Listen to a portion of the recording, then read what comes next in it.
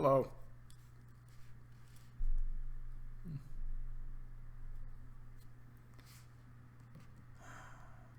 Hey, Christian. Where are you?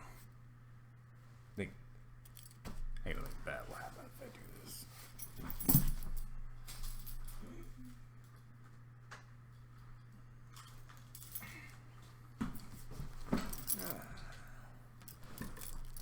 I am proud of him, too. Extremely proud. I've been proud of him before it was cool to be proud of him. Frankly.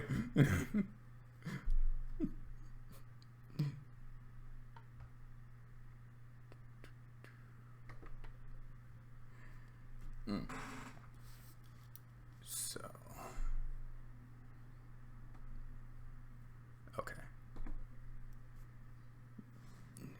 I was not expecting a live stream while you're watching one of your animations. So hi. Hey, first of all, thanks for rewatching animations. This actually really makes me really happy that I know people are doing that. Hi, welcome to the stream. This is since apparently me and the other guys are not going to be doing a D&D session this Sunday, I have nothing else to do. So I thought I'd just do a live stream until we get bored.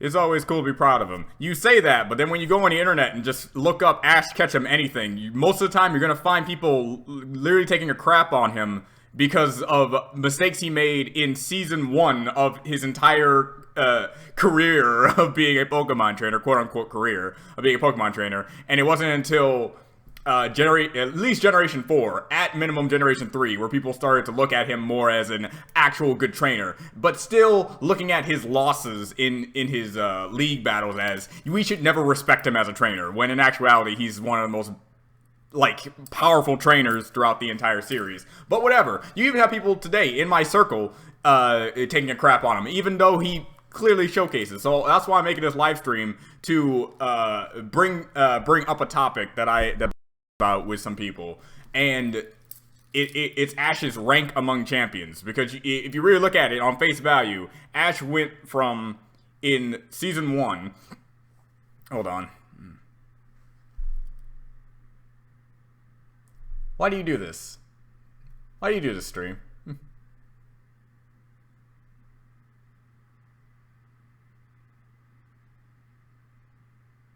Are you done? All right.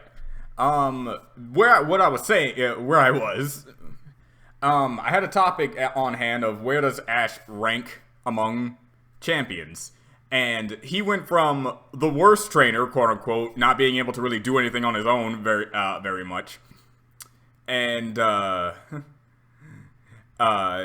to one of the top 10 most powerful trainers of all time. So it's like, where does he rank among them? I asked Josh, but apparently he still looks at Ash as just this kid who doesn't have any skill whatsoever, and thought he's on the same level as Trace from the Let's Go games, and I'm like, no.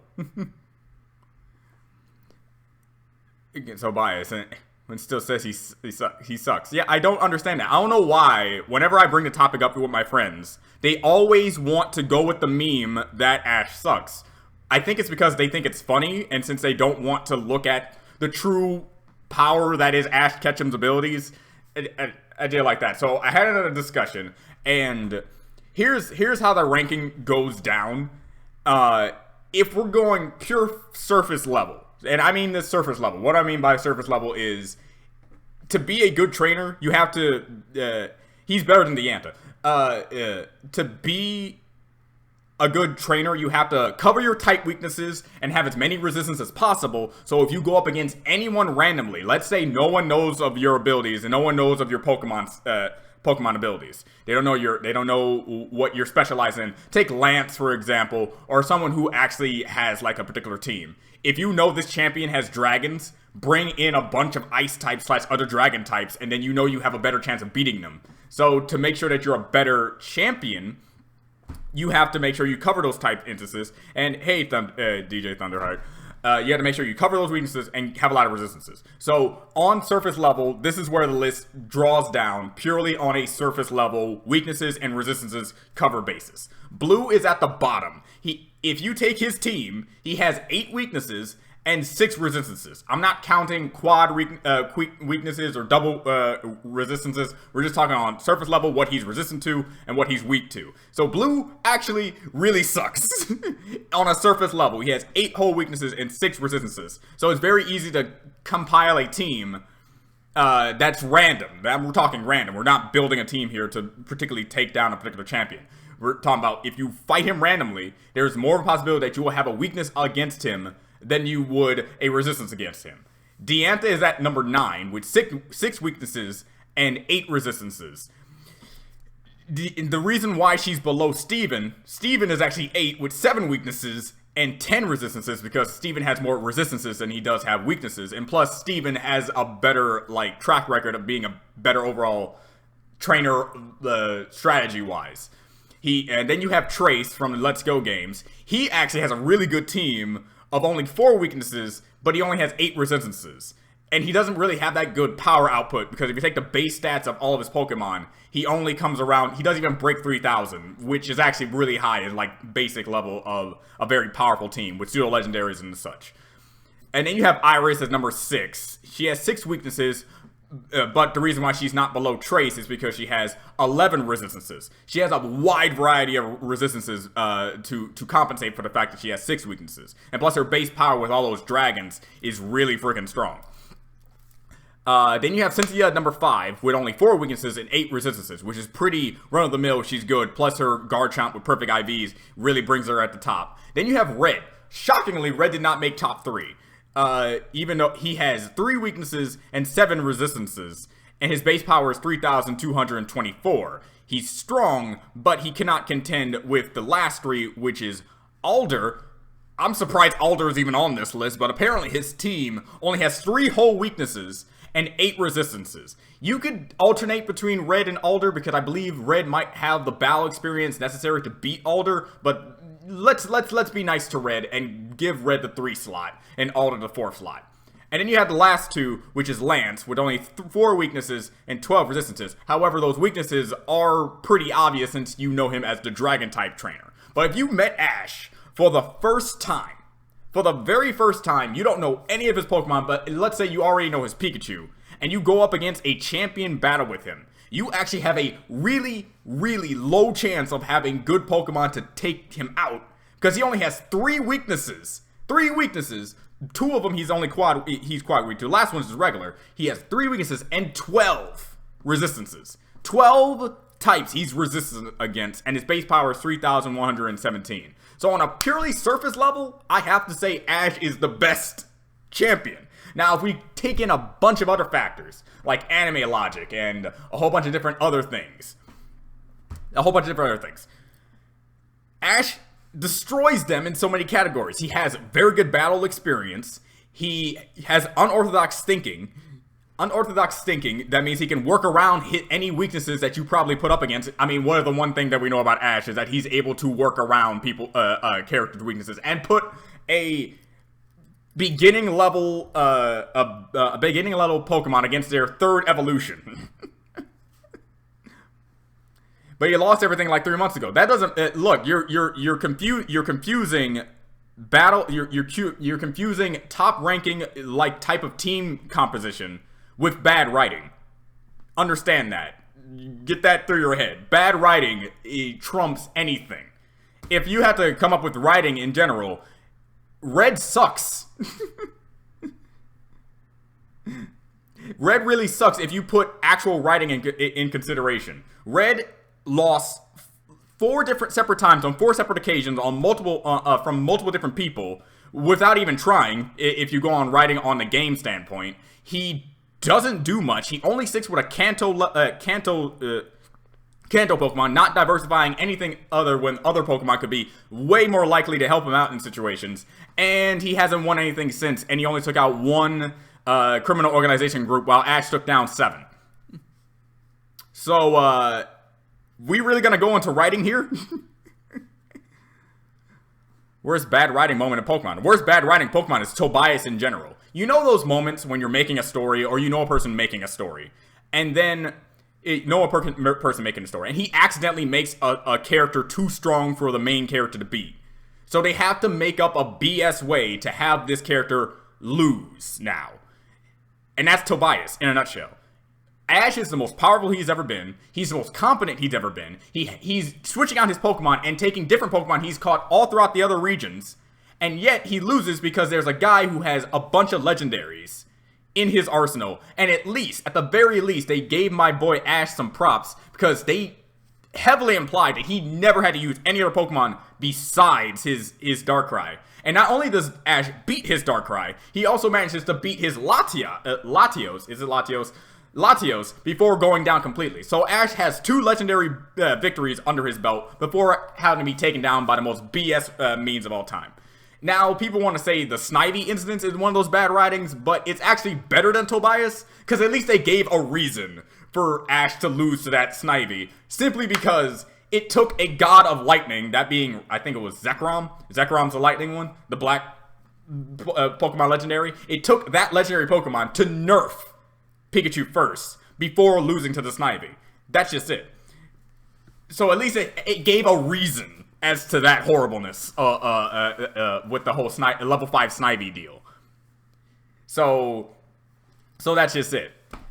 So if it takes a god to nerf your most powerful Pokemon, I think it's okay to say that, yeah, it's worth saying that that's pretty good writing. I never really got into Digimon as much as other people, and I agree that it does have a lot of better things going for it, but I've just been a Pokemon man, so that's all I gotta say. When it comes to Ash losing, bad writing is to blame for that. Like, to tell you the truth. There are some moments where he does actually lose legitimately to certain characters, and if you take into account all the times he's beaten legendaries, beaten powerful opponents, won the Battle Frontier, is now a Frontier Brine, and is a champion in the Orange Islands, it's like... So it's like a whole bunch of different things. If you take a whole bunch of things into consideration when taking up Ash's abilities, and even doing power scaling, I can't believe how to do power scaling for Pokemon, but keeping it to surface level game mechanics. We can't give Pikachu the base stats of a normal Pikachu. We kind of have to scale him to the Pokemon that he can easily and somewhat beat comparatively. And while talking to some of the people, we decided against giving him, giving Pikachu base stats of a pseudo-legendary, even though he has shown a multiplication to beat many different types of pseudo-legendaries in his time. But we decided to give him at least buff stats of the partner Pikachu that you get in the Let's Go Pikachu. Ash's Pikachu is so powerful, it can blow up a small mountain. Does anyone here watch Bakugan or Beyblade? I watch Bakugan, and not anymore. But I think I tried to start watching Beyblade again, but it's just not the same. I also saw the new Power Rangers that came out in 2019, and I'm torn. But all in all, if you have a problem with him apparently being the best champion according to my list, then I would love to talk about to see if we can get him down a peg or two. But from what I'm looking at here, Ash is considered to be the best champion right now. He even beat Professor Kukui, and I can vouch on Professor Kukui being a champion level fighter. Also, Pokemon League is vastly different between the anime and games. In the games, you have to face 5 highly skilled trainers back to back. I would rather see Ash win an Elite Four championship, and that's just it.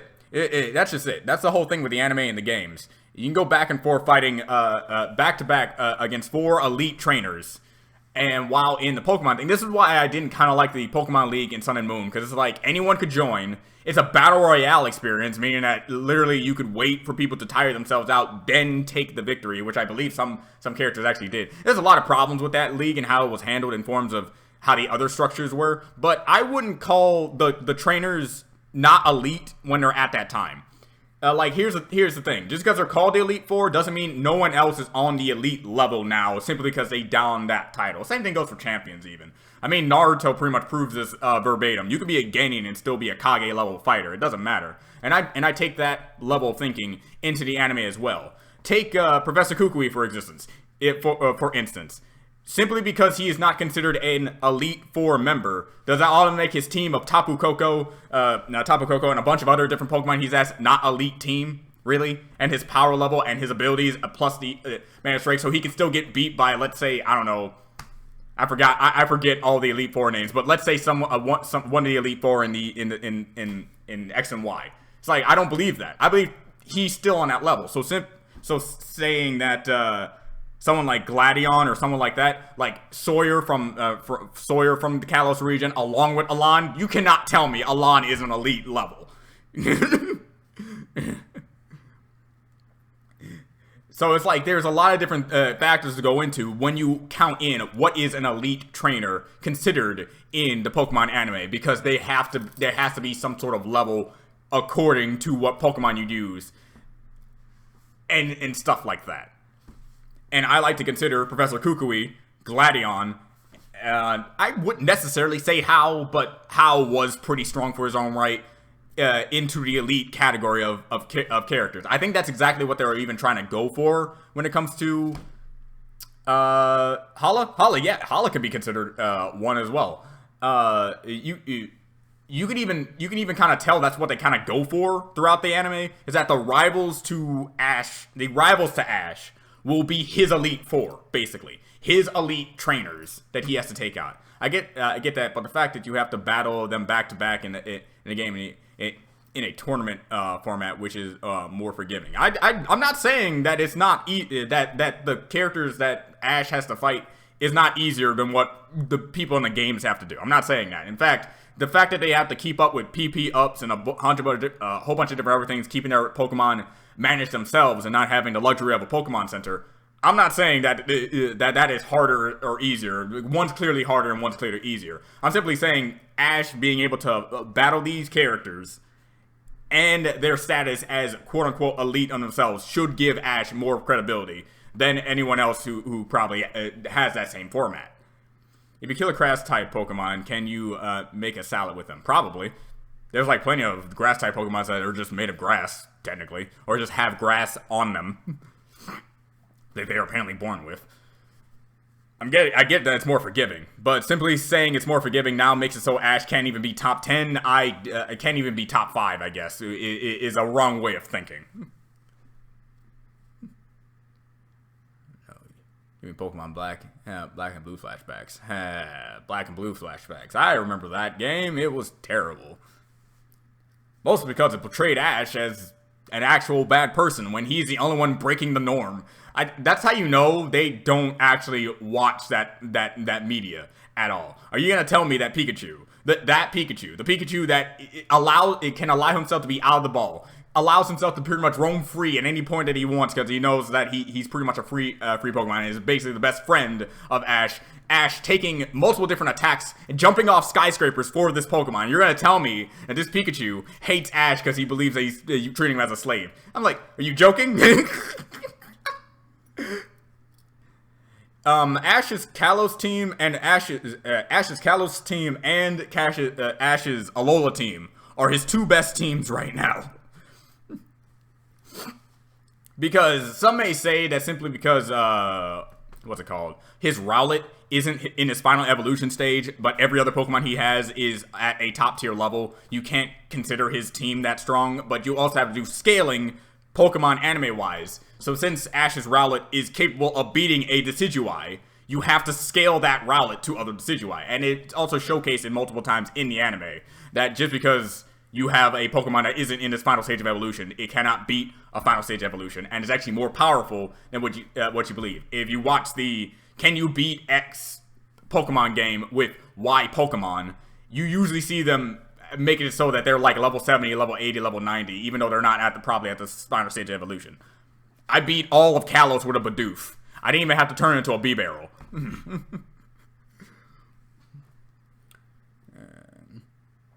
Meat from normal types, cook it, water from water types, and fire from fire types. You have a nice meal. I guess what makes Ash good is that when you think about it, half his Pokemon were abandoned. Half his Pokemon were abandoned. Most of the Pokemon really like him. Some weirdly more than others. And a lot of different ways that did you know during the Battle Frontier, he told Pikachu to stop being frozen, and Pikachu stopped being frozen? That level of dedication and care for one another of a bond is way too strong to say that that cannot be factored into a Pokemon fight.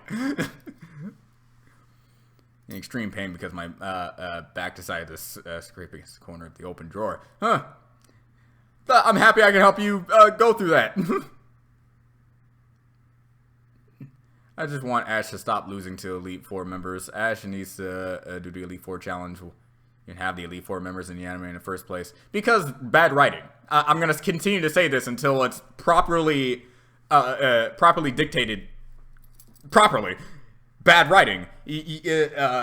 For some reason, you want to make a Pokemon anime, and then when you get your main character to the final stage where he has to really test his skill, you change up the format to the point where it's like, why can't you do it like an Elite Four challenge? Why is it not structured that way? Why is it structured like this tournament battle arena, and then you're given a trophy and not even having the luxury of fighting a champion at the end? Like, that's the one thing about Tobias and a whole bunch of other different, like, alright, Tobias won, but he doesn't fight Cynthia. Alright, he doesn't fight Cynthia, even though I think Cynthia would actually have a pretty good time fighting Tobias in his legendary team, because that's the only thing that can really challenge her Garchomp and her powerful team like that.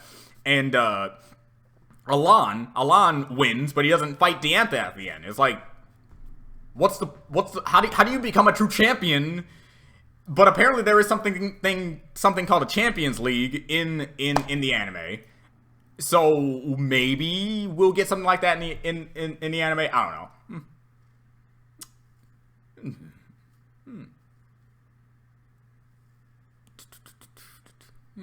Many times.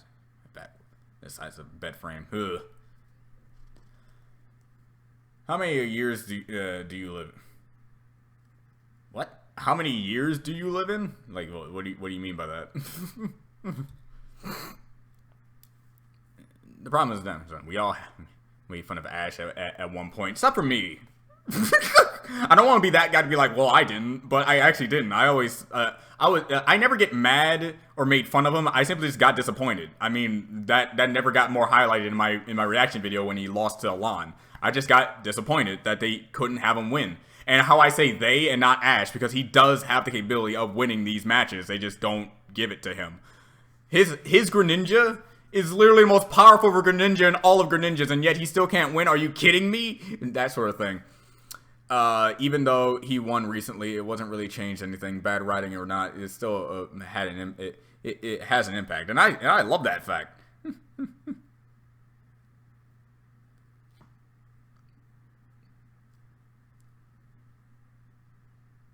That is still a reaction, John? Like, what does that have to do with anything? You said the problem with the damage is done. We all have made fun of him. I have not made fun of him. I was disappointed that he lost. I'm not disappointed in Ash. I'm disappointed that he lost because they made him lose. That's always been my mantra whenever he lost. Except the first time. Not even except the first time. Well, kind of, sort of. It's hit or miss. Because it's like, okay, the Charizard doesn't want to fight. That automatically means he has to lose. Alright, fine. I guess it's because it shows his inability to be a very demanding trainer. But now that same Charizard is now one of his best Pokemon and his best friend even. So it's like, it doesn't even matter anymore. But it being a reaction doesn't mean I make fun of him. For Ash to battle Lance as a kid. And then I got Bamboozle. Tell me about it, man. The only times where you can be really happy is that he actually won the Battle Frontier. That means he did fight the Frontier Brians. And the Orange Islands, while not game-wise, he still did things there. But through my eyes, Ash is the best champion right now. Especially after his demonstration of fighting Kukui.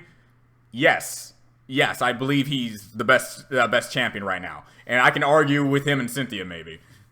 Did you see the drawing I sent? Cause that chat fork. Yeah, I got it, and I love it. I love it to death. Like most things that you send me. It's like, we still have had this expectation that he will lose. No, I always had the expectation that he would win. I went to the first one thinking that this was going to be Red's story, but he's Ash. He's going to win. He lost. All right, a little disappointed in that, but that makes sense. First time around, second time around, let's go. We have another championship to go to. He gets there. I expect him to win. He lost. All right, okay, cool. Third time's the charm. he lost, alright? Why do you keep making him lose? Fourth time, he's the best he could be. There's no way he can lose now. Who the hell is Tobias? Now I'm really disappointed in you writers. Why are you keep doing this? And then Generation 5 is like, this is a soft reboot. So he's even dumber now. It's like, I'm disappointed to make him dumber now. Even though he was really good last time, what happened here? But I still think he's going to win because I think that's what you're trying to do. You're trying to start a new plate. He's going to win. He lost. He did even worse this time. Generation 6. Oh my god! He has something that contends with Mega Evolution? He's definitely going to win now. Oh, he made it to the finals. He lost? Alright. Now this generation. Just like, he's going to win. He's got to win, right? He's got to win now, right? Look at that! He won. That's all. It really took you this long? It really took you 20 years. It took you 20 years to finally meet my expectations? Congratulations.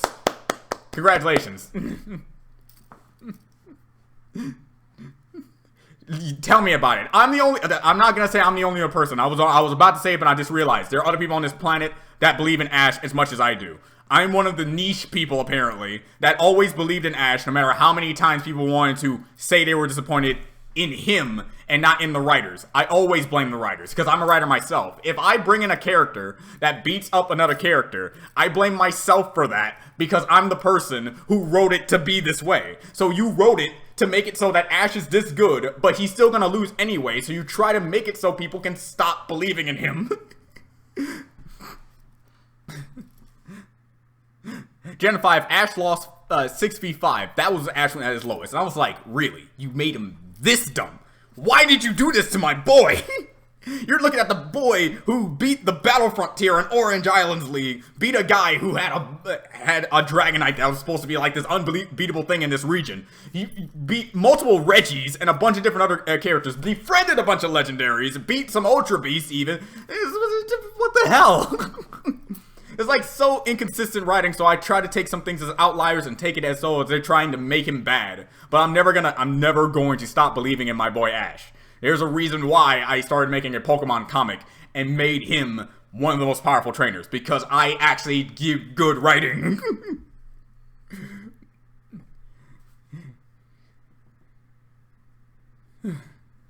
Jesus.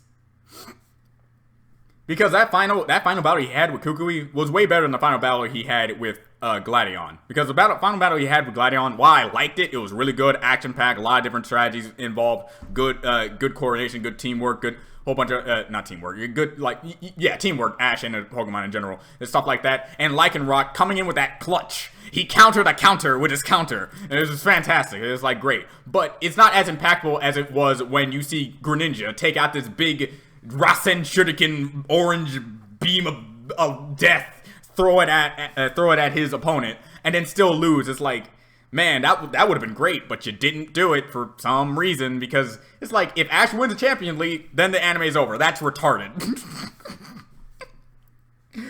It's like saying Naruto becomes Hokage, the series is over. There's always a way to bring something back. Boruto is the example of that. While that's hit or miss, or whether you like it or not, it's still continuing on, even though Naruto achieved his dream as Hokage.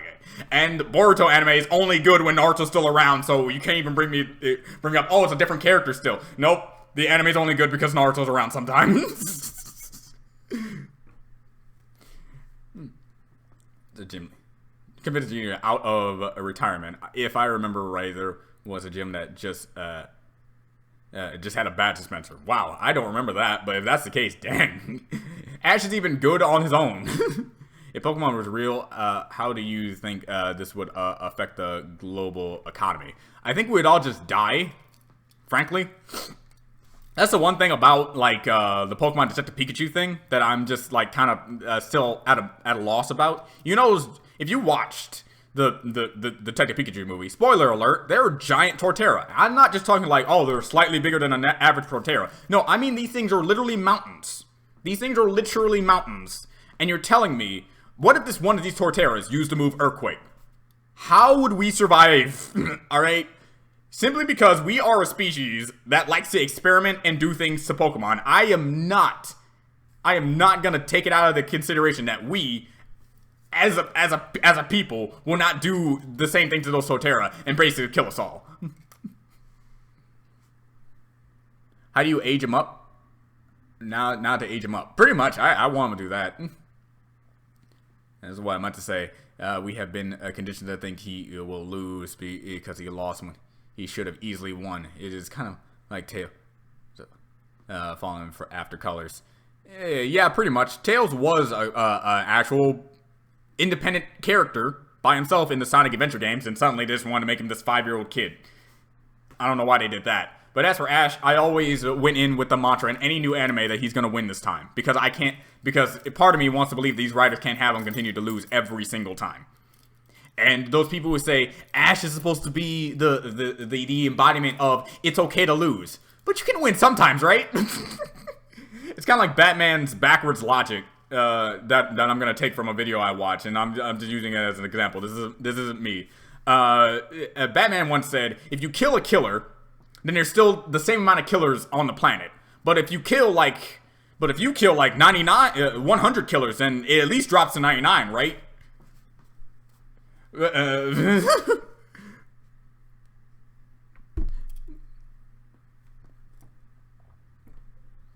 Yeah, like stories. What if Ash tied with Alon? If he tied with Alon, then we don't know how that works. It's either you both become champion or you both don't. We don't know. Both ways would suck in a way, except maybe the both champion thing. I think that would be acceptable, but that's just it. I'm not looking for acceptable. I'm looking for him just to win. Because that's what I'm expecting.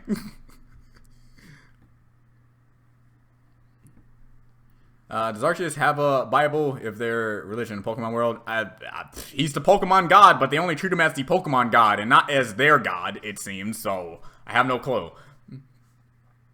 As a slice of life, that's been for the most part. Pretty much. And the most recent episodes, where it involves Boruto going back in time, seeing Naruto as a kid, is some of the best episodes that Boruto has ever given us, simply because they did the one thing that we, and when I say we, I mean mostly me and my circle of friends who didn't like Boruto as a character, wanted him to do. He's like, Boruto thinks he's this horrible, guilt-ridden kid or something that has it worse than anyone else in the universe, when his father had to go through so much just to even have him be born.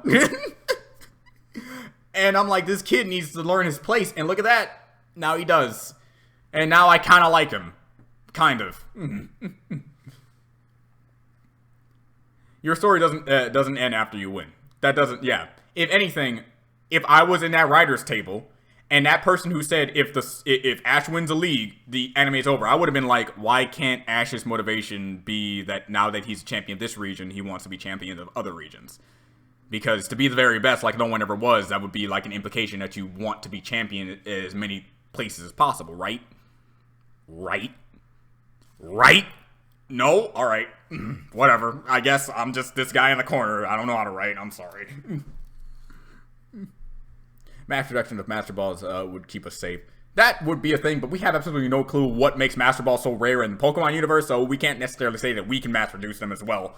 Because maybe the technology is so expensive or so rare to make it so that Pokemon kids can't break out of those damn things. How many different languages are there in the Pokemon world? It seems to be 3, from all I know. Because there's this one language that is supposed to be the Ancients that is neither Pokemon nor human. Why is the Boruto manga and DBS manga is better than the anime? Because they actually have thought put into them. instead of, okay, we have to make money from this milking IP, so let's milk it the best way we can, with as much nostalgia and half-assed writing as possible. While in the manga, they actually put level of thought into what the characters are doing and where the story is inevitably going to lead up to. Because if I have to compare the manga of Dragon Ball Super and the anime, granted the anime has a lot more action-packed epic moments, especially when you take in the universe tournament arc, Universal Power Tournament arc thing.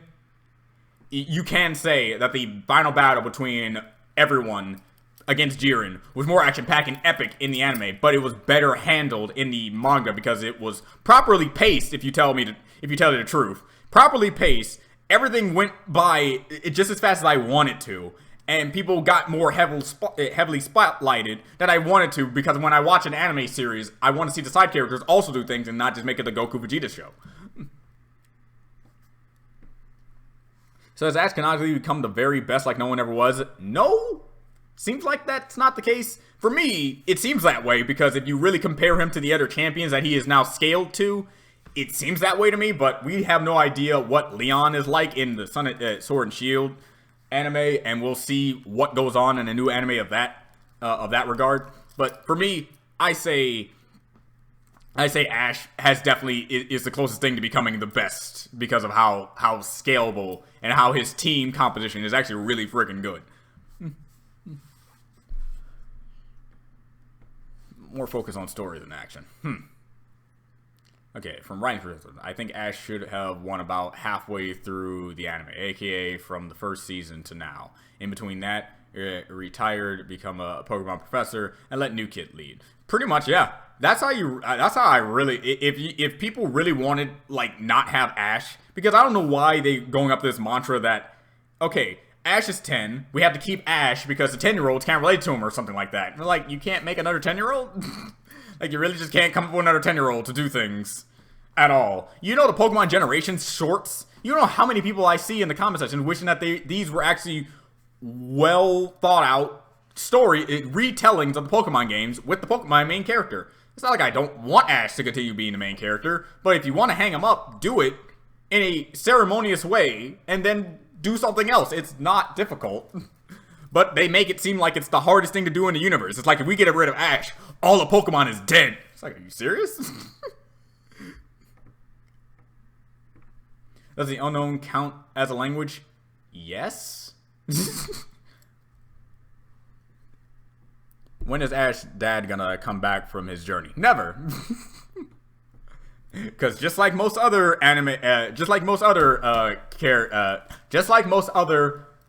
Pokemon protagonists in the games, you cannot have a dad unless you're as lucky as the Sinnoh character. I forget his name. I think it's. Oh wow, it's on the tip of my tongue. You have May and what's his name? Oh my God, what's his name? Anyway, that guy, he has his dad. Brendan! Brendan, got it. That's his name, Brendan. Unless you're Brendan, who actually has his dad.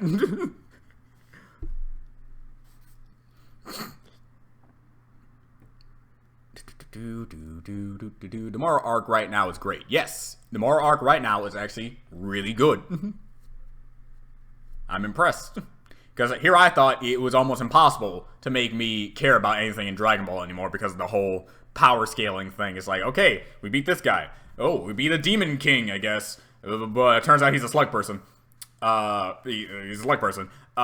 We beat Saiyans. We beat aliens. We beat Super Saiyans. We beat alien dictators. We beat a cyborg alien thing, whatever. And we beat like a force of nature. We beat a god. We beat multiple gods. We beat multiple people who are above gods. Now we're fighting some goat boy.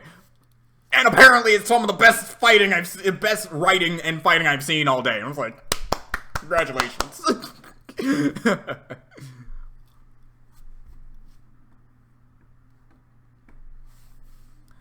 I don't think Ash is the best champion. Not when that Cheater Tobias exists for mystery Pokemon. Yeah, we're never gonna get it. You know for a fact.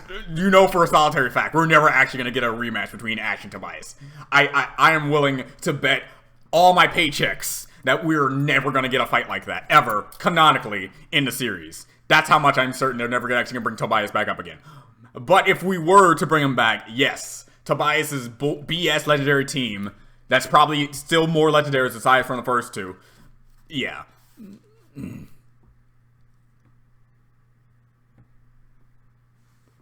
we have a new protagonist every new game, so I get keeping Ash around for a bit longer than one game, but to keep him losing just to have him around makes no sense. Thank you. See, you're only pointing out all the things that I've been saying when it comes to the bad writing of that. They have to keep him losing because their reasoning for that is that if he wins, we can't do this anime anymore, which makes no sense because they even prove themselves wrong because due to the promotional material, we see that Ash is coming back again. And we already know his new companion partner of this journey. I was like, it's like, I forgot Brendan too. I forgot his name.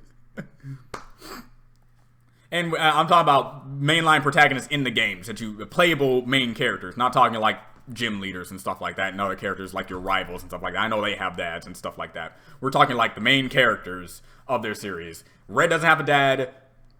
Gold and Silver, I don't believe they have their dad. Brennan has his dad because he's a gym leader. I don't remember I don't know the Generation 4 guy's name. But they don't have their dad. Generation 5 don't have their dad. Generation 6 don't have their dad. And they pretty much make it explicitly obvious that you do not have your dad in Generation 7. So it's like, we can hope in Generation 8 that they have a dad. I'm pretty sure you won't, though.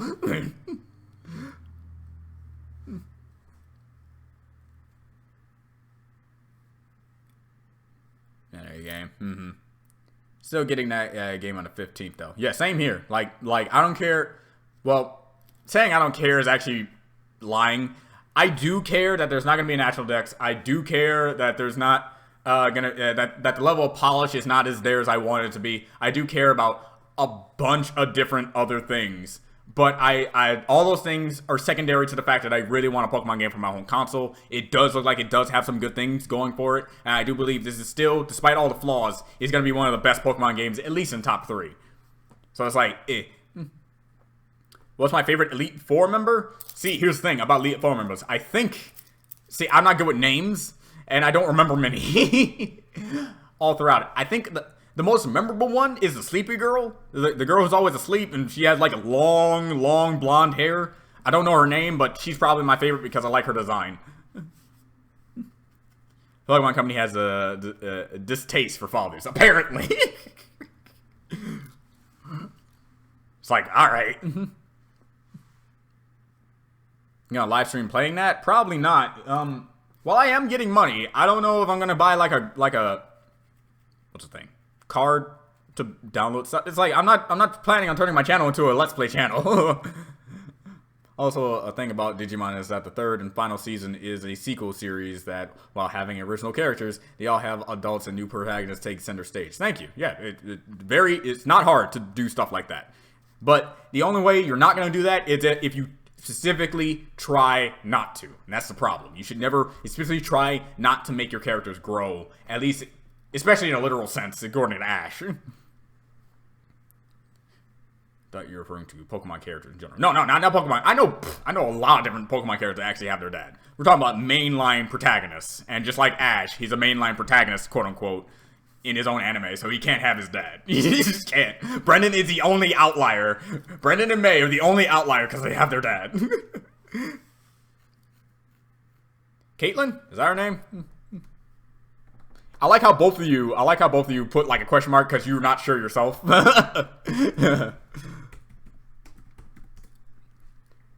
Yes, it's Caitlin. I like Caitlin. Specifically her design in like the,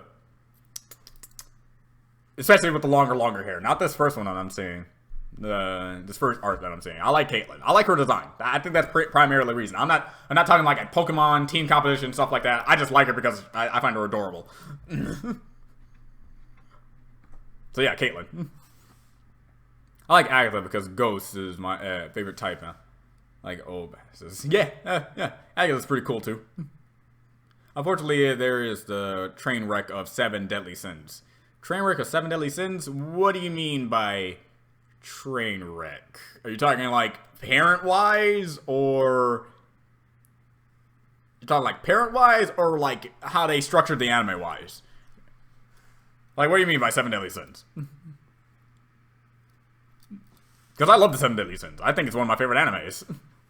Granted, there's only like one main pillar holding it up, but that's a very strong pillar. Also, I have to say, you want to know what Pokemon game they should do? A game that has no new regions, but allows you to explore any region, no matter how obscure is his final. But yeah, man, every new comment you bring up, it's just a comment that I said a while back ago, and how I'm happy that there are other people thinking like this. And it just makes it so that I don't know why the Game Freak company or any other company who's making Pokemon games can't make a game like that. The perfect Pokemon game to me would be, alright, you go into Kanto one more time, and then as DLC, you get a whole nother reason. I would rather pay $60 for a whole new story in Kanto, and pay $10 to $15 for a brand new full region with its own story. And continue doing that for like 3 years or 4 years or however many years you want to do it. That's my perfect Pokemon game.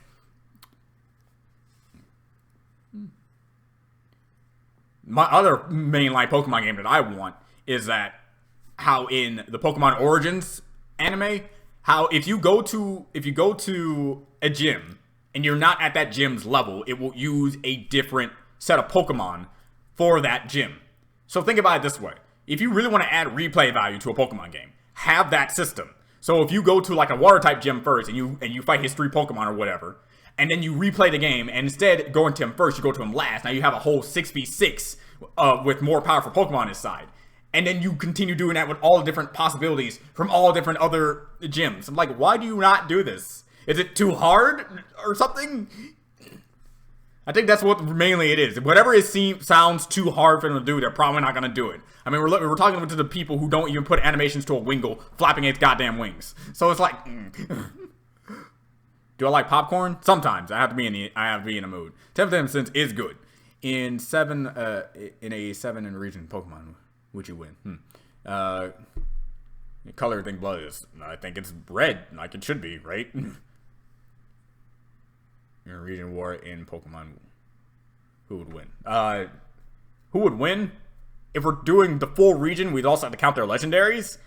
I think Kanto would go up pretty good because Mewtwo is no joke. But Alola has Necrozma, and Necrozma has the capability of beating God himself. So it's like,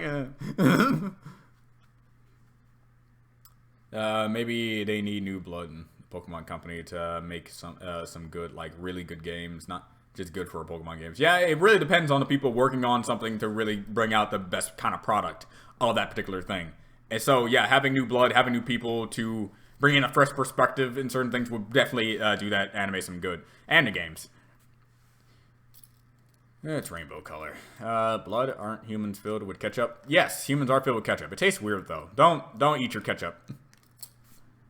That's a good idea. Gold and Silver and their remakes will be the only games with multiple regions, sadly. Yeah, it's like they can't do it anymore.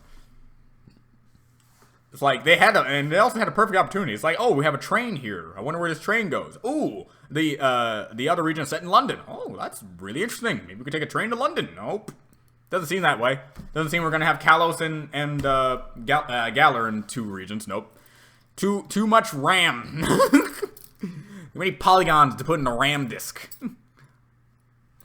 I didn't mean something like that. I meant to get to explore all the regions in one game, and I wasn't saying that what you said was invalid. I simply gave off my personal take. I did nothing about yours, man. But if I had to think of a way for them to do what you did where they're all one connected world, they can't just give it all to us out of the bat because that's way too hard for them. Again, they won't even animate a Wingull properly flying and a dog shaking its tail. They're not going to properly do those animations, so why would you expect them to actually put in every single region in a 3D format, all in one world, in one go? If you really want that, you have to get Kalos, you have to get Kanto one more time, and as DLC, as they get to every other region, you have to wait for them to put it in. All interconnected world, that's impossible, especially in forms of them. This isn't Breath of the Wild. You're never going to get Pokemon Breath of the Wild. I don't know how many people believe they're actually going to get that one of these days, because as long as Game Freak is the one doing these games, we're never going to get that type of game. Because Game Freak has shown time and time again, after the jump to 3D, because in Generation 5, those animations were fantastic, and I actually do like Unova as a region. It's really good. But then you got 3D models and a whole bunch of different things, and then it just suddenly, something became lazier. I don't know what it was, but something became lazier, and as every new installment came by, they got lazier, and Galar is like the prime people, where people finally had to put their foot down and say, stop being lazy. I don't like people saying, well, it's Game Freak. We can't really expect goodness from them, can we? That's horrible. That's horrible. You know how many YouTube videos I've seen where they say, well, the graphics aren't great, but what do you expect? It's Game Freak. Like, why is that the norm now? It's like, oh, wow, okay. Hey, this guy sucks, but he's not a good drawer. What you gonna do? Have him get better. I've seen blood change into blue before. Have you ever accidentally set fire to someone? No. Why would you just accidentally do that? Yeah, Paulo, you alright? Someone discovered a new species of Pokemon and named it Pokemon just to purposely make it confusing. To this day, I still got people asking the question: are they calling the Pokemon name because that's the only thing they can say, or are they calling it that name and they just say that after gaining the discovery? Like, it couldn't say anything until they gave it the name, and that's the only word it can say over and over again. It's like. And Little Town Hero just came out, and according to the internet, it's as can be.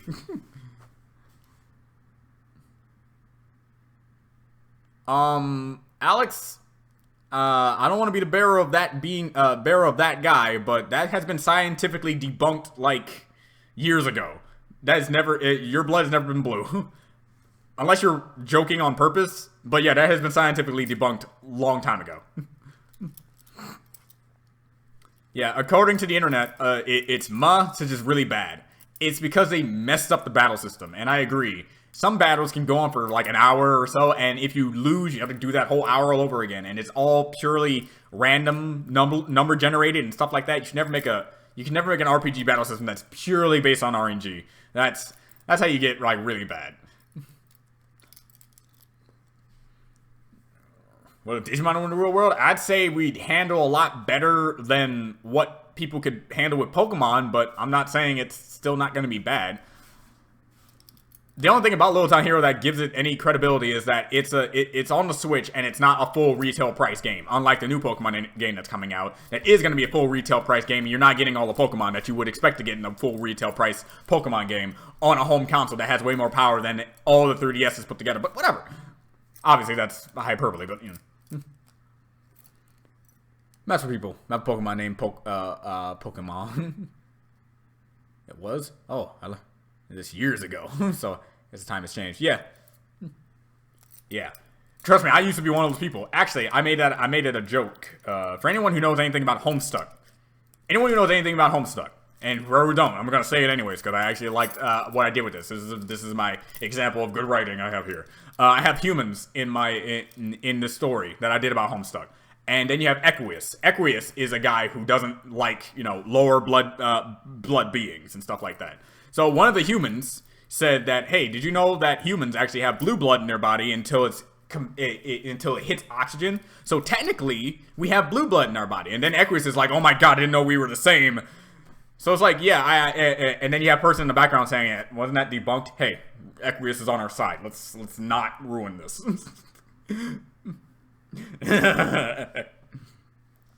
Hold on, I'll be right back.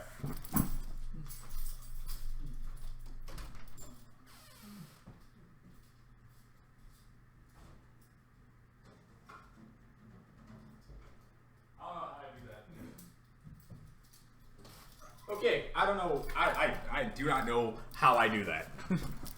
A part of me thought that I had one more can of Coke in the fridge, and apparently I don't. I don't know when I got to it, but I got to it, and it's gone, and I'm disappointed, and I need to go out and get some more. That's impressive. Even, man. That'd be great. What's 16 times 55? Why do you need to know?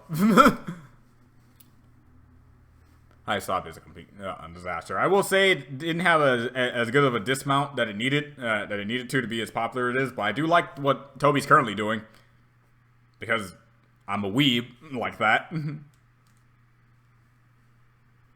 So yeah. So do Mega Evolutions exist in your gym argument? Yes. I even gave Red. Since Ash has 2 mythical Pokemon, I count.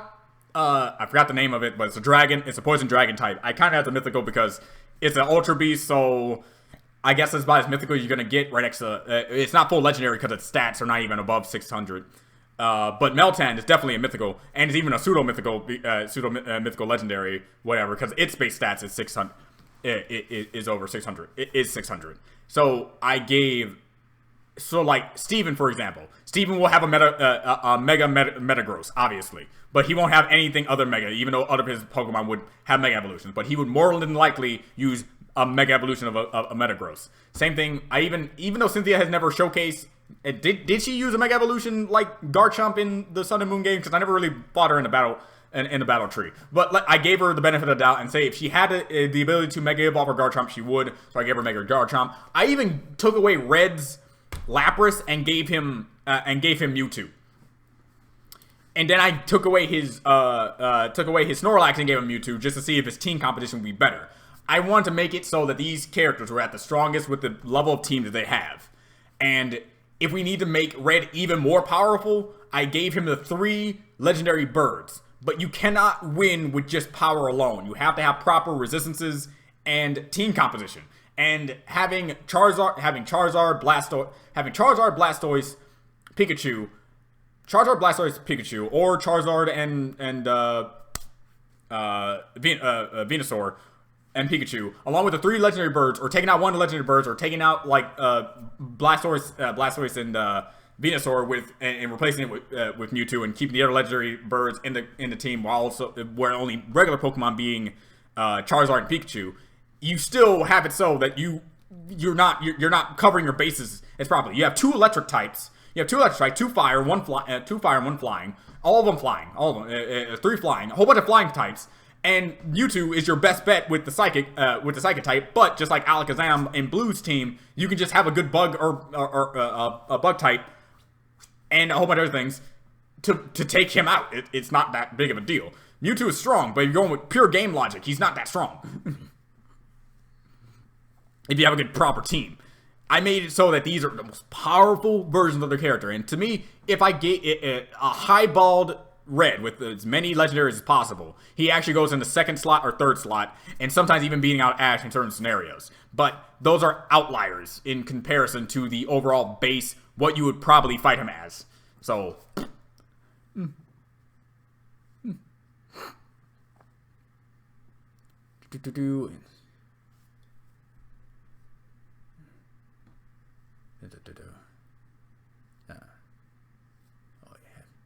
Heard of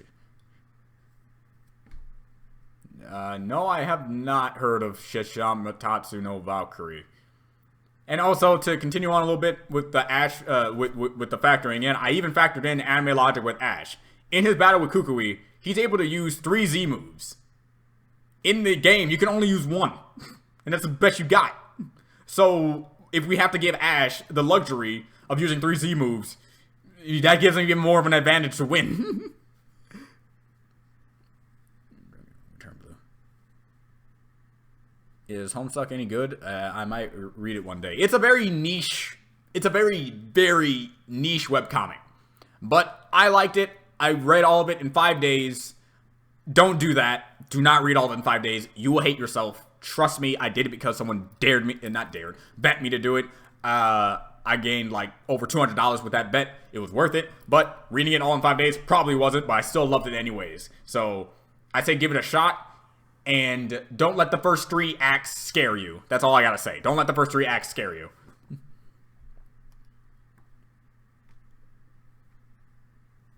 Nothing. Homestuck is actually pretty good. Is there a World War II in the Pokemon world? Now, there was definitely a World War I. I'm not sure how many wars they've had in the Pokemon universe, but so many left field questions. Tell me about it. Mega Evolutions was the best gimmick Game Freak did. Z moves were kind of lackluster in comparison. Should have been released in opposite order. Probably. I do agree with that a little bit. That's why I like Mega Evolutions gave Pokemon that weren't used competitively into the spotlight, so they could be used competitively, and so on and so forth. And now that they're just sticking with just different forms and different regions for different Pokemon, even though they're really jacking off Kanto for some reason. I like that too. Yes, the election. Yeah, well, it depends on situation. You're an universal level fighting below an average human level. You can win through power alone. Yeah, but they're not universal, so that means nothing. Your analogy means nothing. They're not universals.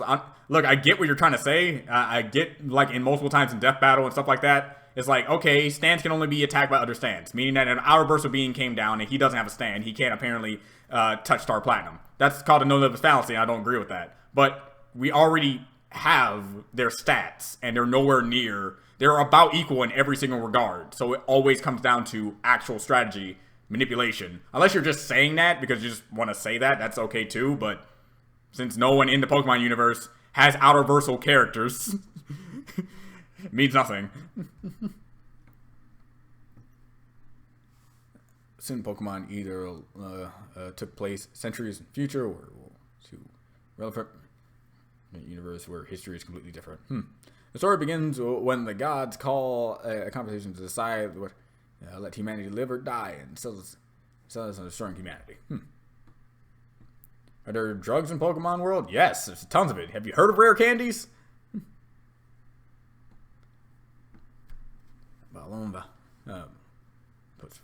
Suggestion to let the gods of humanity fight this battle and continue survival. 13 gods will fight against 13 human champions in one-on-one battles to decide whether humanity lives or dies. So it's Mortal Kombat? So it's just a better Mortal Kombat. Scare me? Are they? No.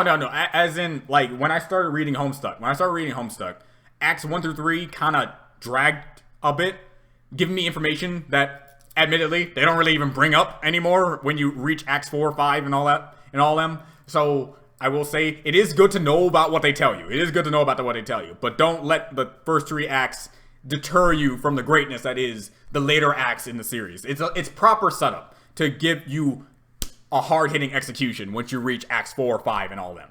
So that's all I'm saying. I'm not saying that there's gore. In fact, like the goriest thing you're probably gonna get in Homestuck is that you're gonna get a guy chopping a bunch of people's heads off and stuff like that. That's it.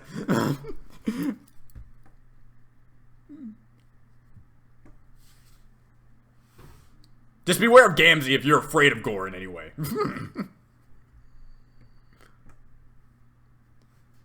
Since you're done with MLP, will you continue stuff like Miraculous? No, until you cut out for or not. Just wondering. I again, like, when it comes to YouTube and what I'm currently doing right now, my current job is like, also my computer sucks. So until I get enough money to, I'm planning on getting my own personal computer. And once I get my own personal computer, I no longer have to go with the limitations of my laptop. And once I'm able to do that, maybe, just maybe, I'll do more reactions revolving around. Maybe things will be easier because now that when I render things, it doesn't take 5 hours. And since I have a very powerful computer and will have a lot more memory than what this has, it'll probably run rendering a lot faster. So maybe, in the future, maybe. But I hate doing that. Kind of promising. Never mind that. How do you cheat your way into heaven? Don't know. Fly there yourself. Kanto has nothing left they need, and leave it alone, please. Please. At least bring back Tangela. Tangela was Generation 1, right? that's how much I'm forgetting my boy Tangela. Tangela was one of my favorite Pokemon, man. He was one of my favorite Pokemon, and now look at him. You barely even know he exists. Give him a Mega Evolution. Give him a Glider form. Give him something. I want my boy back. If you're gonna do so much with Kanto, at least bring up the Pokemon that I liked.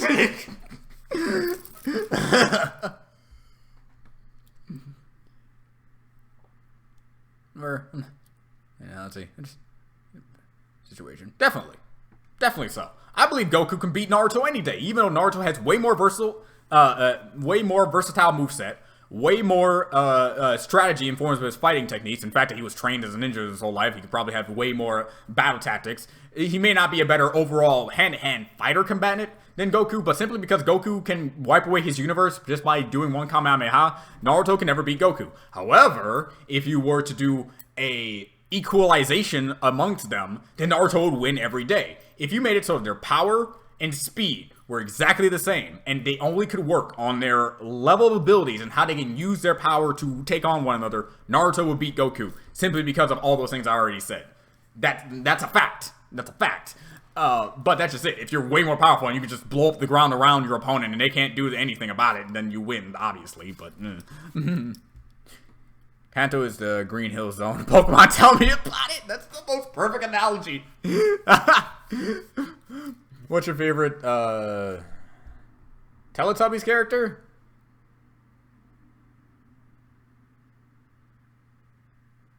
I guess Elmo. It's the one I'm most related to growing up.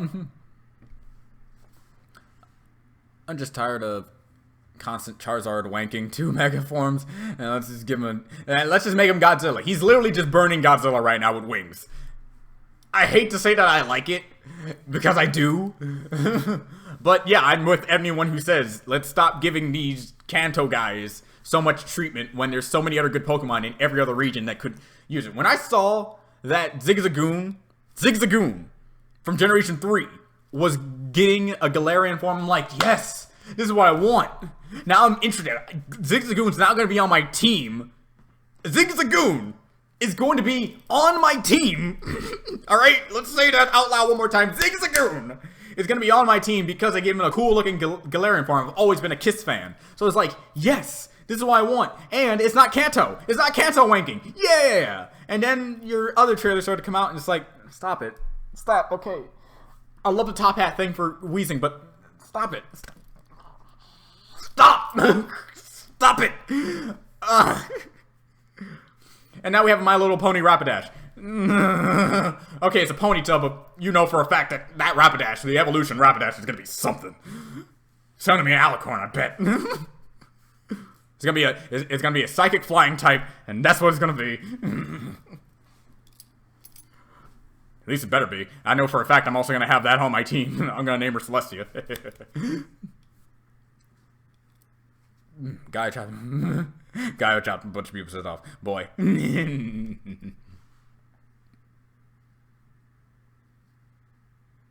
Okay. What you do if you found out you have a certain personality and just never notice? I'd probably not care because I clearly am living out life just fine, even though I have those. So I'll be good with it. We can live together in harmony. Apparently we already are doing that, so that's fine. No rush or anything. Oh, just curious. Okay. Have you watched MEP Season 9? Oh! I'm like, MEP? The heck's a MEP? The heck's a MEP? And there's MLP. Oh, yes. It's like my channel doesn't exist to you?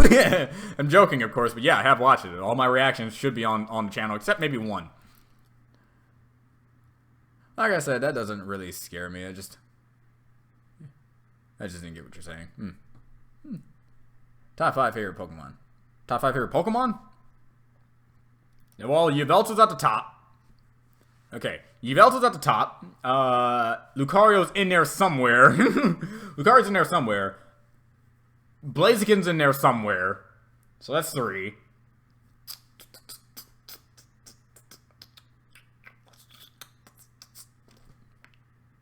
Huh. Oh, Banate. Banate's in there somewhere. Banate. I don't know how to pronounce that stupid name. One more. Charizard, I guess. As much as it's cheap to like him, but I like him.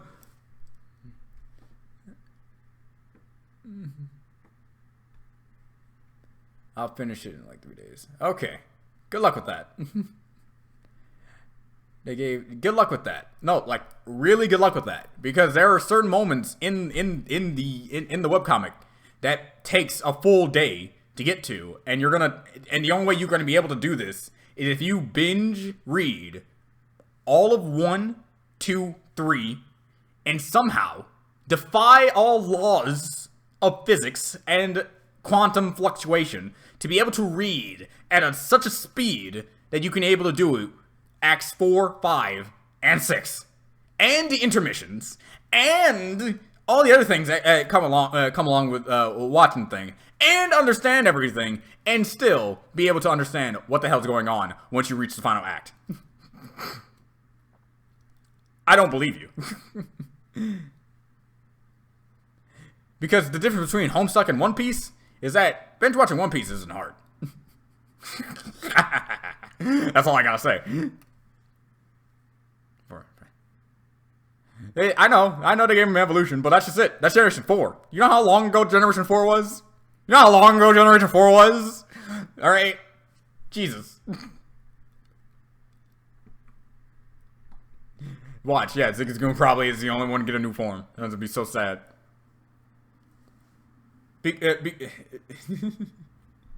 Because, like, you can binge all of One Piece. You can read all of One Piece. That's easy. Reading One Piece is easy because it's not like you have to do video games and a whole bunch of different other things. And their dialogue amongst each other isn't 17 pages long. Alright? So in 3 days, if this is a formal challenge, Fudge, alright?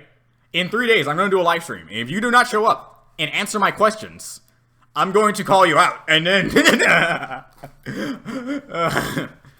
again, man, trust me, you're not going to be able to get through it in 3 days. I thought I could get through it in 5. And I was scraping the bottom of the barrel of my time, alright? And I was doing all-nighters, for Christ's sake. So, hey, prove me wrong. Show me that I'm just a poor reader. I do have dyslexia, so there's that. You have an advantage on me. You could bring the dead back to death, living back to life. What? If I could bring the dead back to death and the living back to life, I guess I would do nothing because it would mean nothing. So, which Pokemon do you think could be good, but is extremely underutilized? Could be good, but extremely underutilized.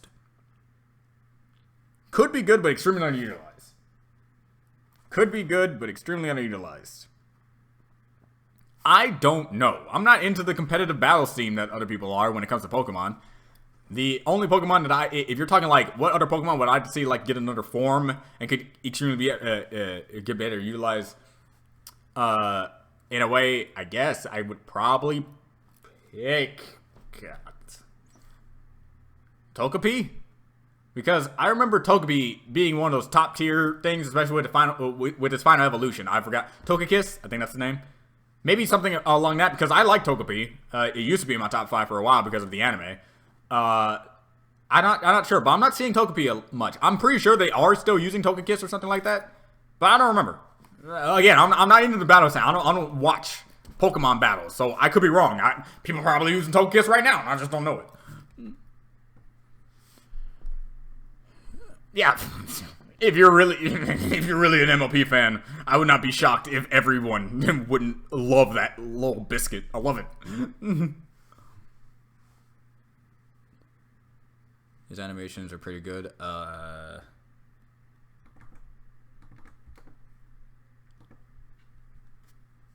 Yes, I have. I have seen his animations. They are fantastic. I love every one he comes out with, and they're really good.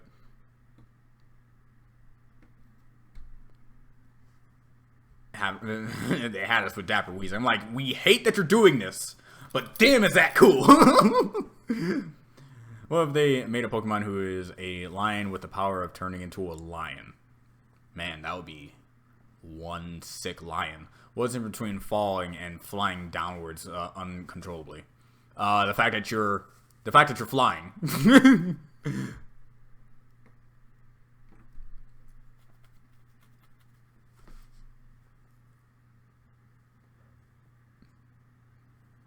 Oh, welcome home. Oh, well, I know a guy who to read all of One Piece twice, so I wouldn't be surprised. Yeah.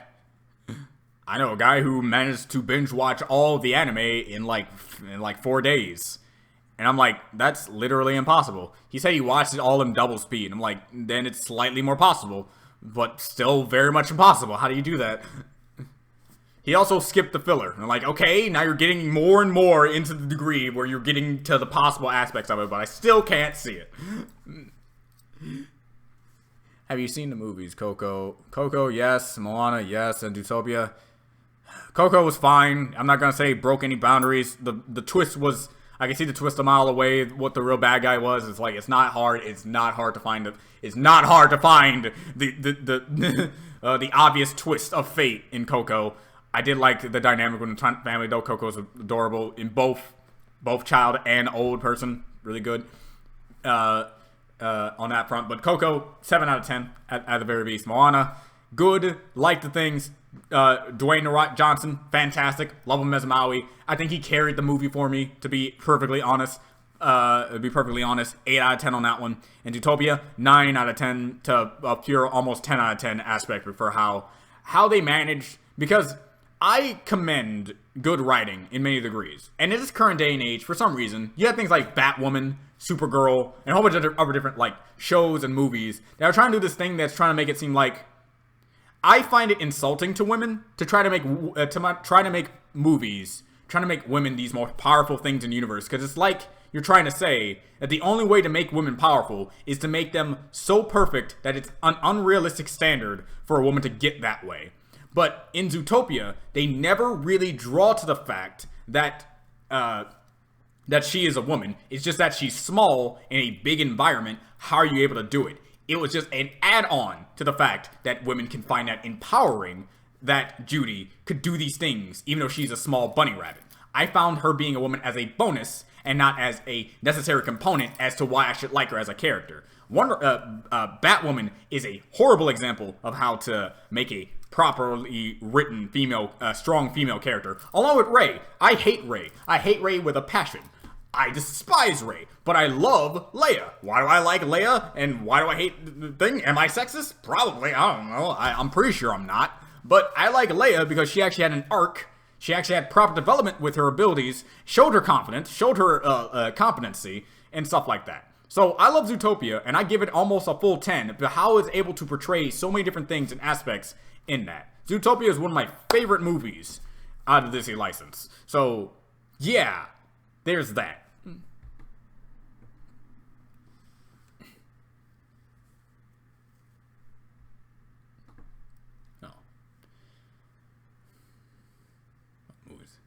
Which Pokemon movie is my favorite? I don't really have a favorite Pokemon movie because my favorite Pokemon movie will forever be the first one. So, yeah.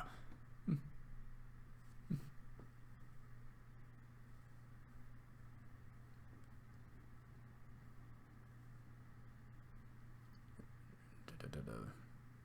tried, damn it. What if you found out your head is actually a hat and it looks like a head? I don't know. Man, it's greater than I. Dunsparce. Here's my challenge. I've finished all of Homestuck in 99 years. That makes sense. I can see you do that. Maybe, you know, if you don't die. That's my biggest gripe with Homestuck. The wall of text that span multiple pages still one of its many flaws. Actually, I find it, and that's when we come to the subjective views of Homestuck. I find its wall of text to be its greatest strength because unlike other shows and stuff like that, you can't really take your time to get to know your characters. It's because of those long text dialogues of them going back and forth with each other really make me appreciate these characters more. I know John's personality only by reading his text. I know Dave's personality only by reading his text. I know Jade's, Rose's, Cardcat's, Gamzee, Equius, Vriska, all these characters, all because of their text. I don't even have to watch a single one of the animations or a single one of the actual like MS Paint drawings to get these characters and fall in love with their personalities. That's why I like Homestuck. It's because it's like a book with pictures and awesome animations. So it could be a huge strength and a huge flaw for people. Some people want to skip through that kind of dialogue, just want to get into like the main story aspects. But I love their interaction with one another. I find it to be one of the Homestuck's biggest strengths. I don't mean completely. I mean in terms of writing. A Pokemon. Then yeah, I go with Dunsparce that Mike Root said. Dunsparce is good. Dunsparce, I want to have better utilization aspects and give him a proper evolution, damn it. Speedwagon would be most loyal Pokemon. Speedwagon is the most loyal thing in existence, period. Apples. Speedwagon wouldn't work as a Pokemon. He is too powerful that would turn the trainer into a champion instantly with a single move.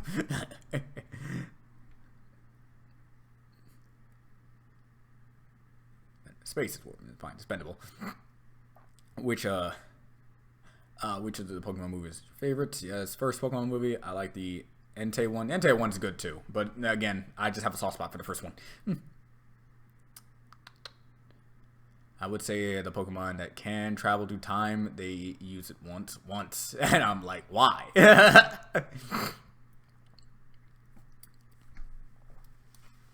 Mozart composition? I don't have one. I don't have a favorite Mozart composition. I think I just like all Mozart. Yes, thank you about your comment about women. As a woman, I hate stuff that do stuff as well. Yeah, it's like when I write women in my story, I just give them personalities. I give them a personal end goal in their story, in the overarching story and their side story, and it just so happens that they happen to be a woman. I do that's it. That's how you write any character. You can write characters that's based around the particular gender they are, but also do it in a proper manner that not putting other people down. It's like it also make sense. It's like, I'm not saying I don't like Batwoman because she's doing all these fantastical things. I don't like it because they don't have a good enough explanation for her to actually be able to do these things. She gets the Batman suit, says it's hers, even though it's Bruce's. Lucius, a person who doesn't even know this character, even to the point of almost calling the cops on her, apparently modifies the suit to fit her somehow.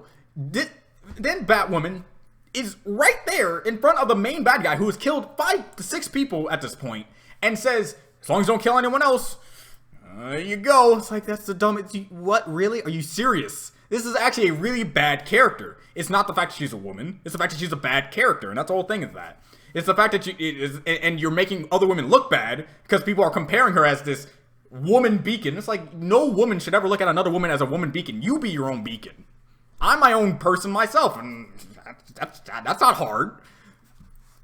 It's like the writing in some of these shows that I'm looking at. It makes it seem like writing is hard. And as a writer, it's weird for me to say that writing isn't hard as long as you just think about real life, put it to paper, and put your own spin on it. That's not hard, is it? It's like, I have this example in my, I've always had this example in my head, and a lot of people have agreed to this most of the time. And I want to see if you guys also find it. Like, what is a better course of action to make it so that you can get the right amount of people to understand where you're coming from with something? All right, Thor gets bitch slapped by Thanos and flies through the air. You have Captain Marvel, MCU Captain Marvel, Carol Danvers. You have her catch Thor and then drop him nonchalantly, and then have Captain Marvel beam toward Thanos and start fighting him. In a way, males, quote unquote, can see that as okay, you're putting men down. Thor couldn't do anything to Thanos, and now look at that. You have that mentality now in the airspace. And then you do the other way around. Captain Marvel gets bitch slapped across the field, and Thor grabs her bridal style, and it's like supposed to be that common thing. Is like, oh, male's holding the female like she's a damsel in distress. It's like now you have that in the airways. To avoid that, proper writing wise, either one of them gets pimp slapped across the field. Captain Marvel and/or Thor grabs their arm before they go across them. They use that momentum to spin in the air, and then Thor throws Captain Marvel back at Thanos, and he charges in with her, and they both attack him at the same time. Boom! Equality! How is that difficult? Ah!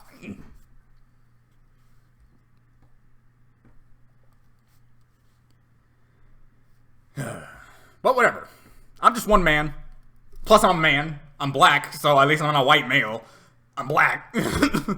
So, I don't know. I'm just one writer.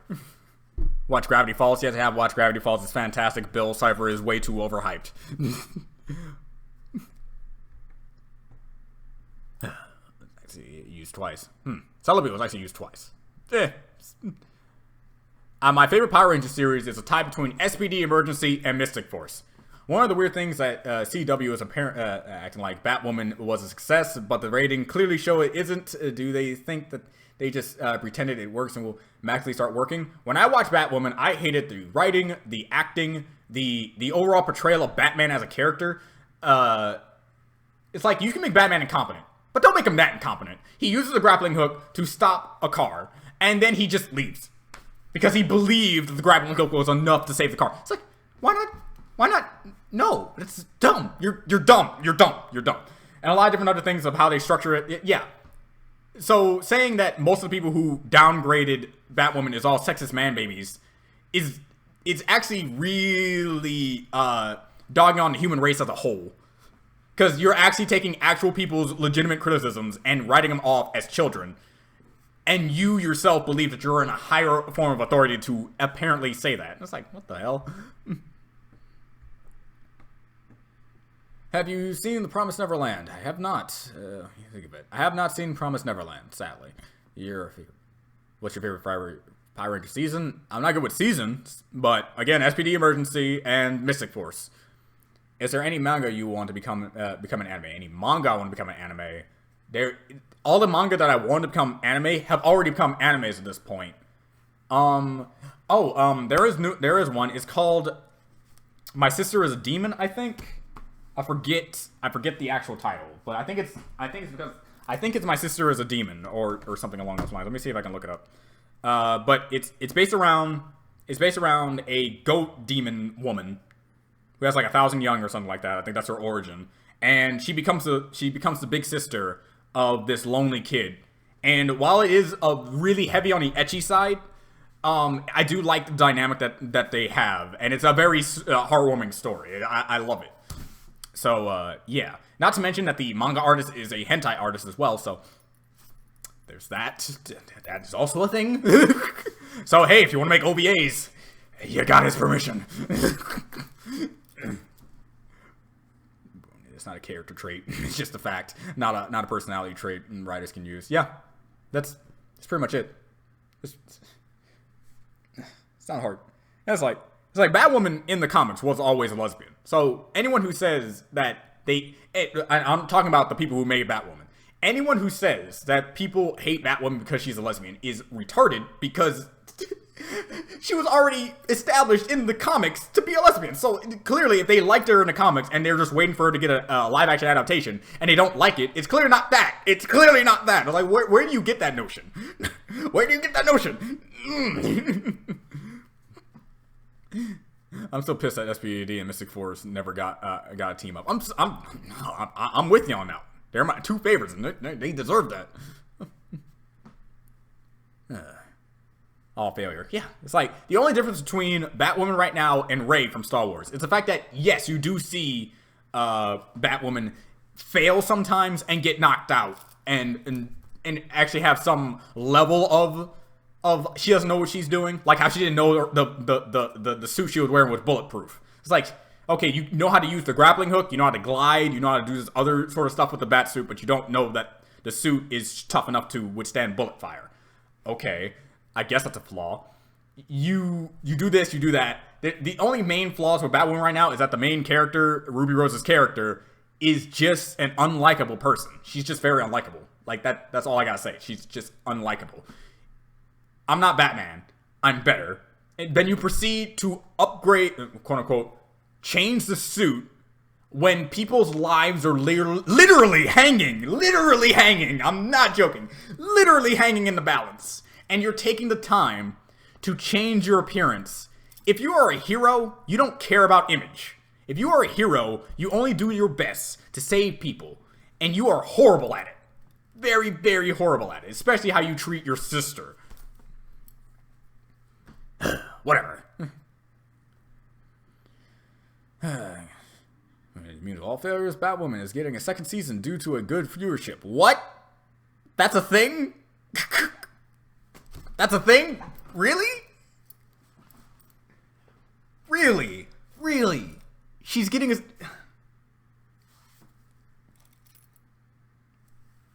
Okay.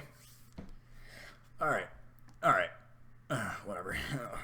Let's see if we... Alright, I don't know how long we're gonna be on the topic. Let's see if we can try to drop it. I'm getting mad. We're looking at it. Honestly, I hope you were the one who wrote Captain Marvel's character. Yeah. Actually... Fun fact. For those people who are on my DeviantArt, account, and know that I write stories, and I draw stories and stuff like that, I made a story called Get Up. I think it's like 30, maybe 6, no, not 30, 50, 60 pages long. 60 pages long story. And the main reason, I had that story in my head for a long time. But I never got a chance to really want to put it down on paper and post it out on DeviantArt. But the only reason I actually got to that story is after watching Captain Marvel and how much I did not like it. I saw that. I'm like, my Get Up story is almost like Captain Marvel's story because they have the dynamic between a teacher, a very powerful student, things happen, everything she now knows is a lie, stuff like that, but handled way better. And plus, the main character is a woman, so it's like, I'm gonna write it. I'm actually gonna write it, see what the general public is on my DeviantArt, see if they like it, and to know if I can make a better female-led whatever. Because I don't really care about female-led, male-led. I just care about a good story. So when I say it like that, it makes me feel like I'm actually part of that crowd who believes that a story can only be good, done properly, if you do something, whatever. It's like, it doesn't matter what's in between your legs. It's within your heart. I made that sound really stupid, but you know what I mean. It's all about character, damn it. Like, one of my characters is literally a transvestite. And nothing in the story is supposed to allude to that, other than he is a good character. She is a good character. Writing, ladies and gentlemen. Writing. Do you see what it does to me? I know you're probably already gone mutant, but later. Jesus Christ. I think the only manga I've read that doesn't have an anime was Hungry Joker. Nasty. I'm not even a writer, but I feel like I write a better female character than Batwoman. Actually, I think anyone can write it better. That's exactly it. And that's what I mean by you know how people didn't like the Game of Thrones ending. How people didn't like the Mass Effect 3 ending. How people didn't like this particular ending or this particular thing or this particular thing. And then anyone who says they could write it better, they're immediately dismissed as fanboys who believe they know better than the writer themselves. Boy, you don't know how many people on this planet can write better than most writers on this planet. Just because you don't pursue your career as a writer does not mean you cannot be a better writer than an actual person who did pursue a career in writing. It all depends on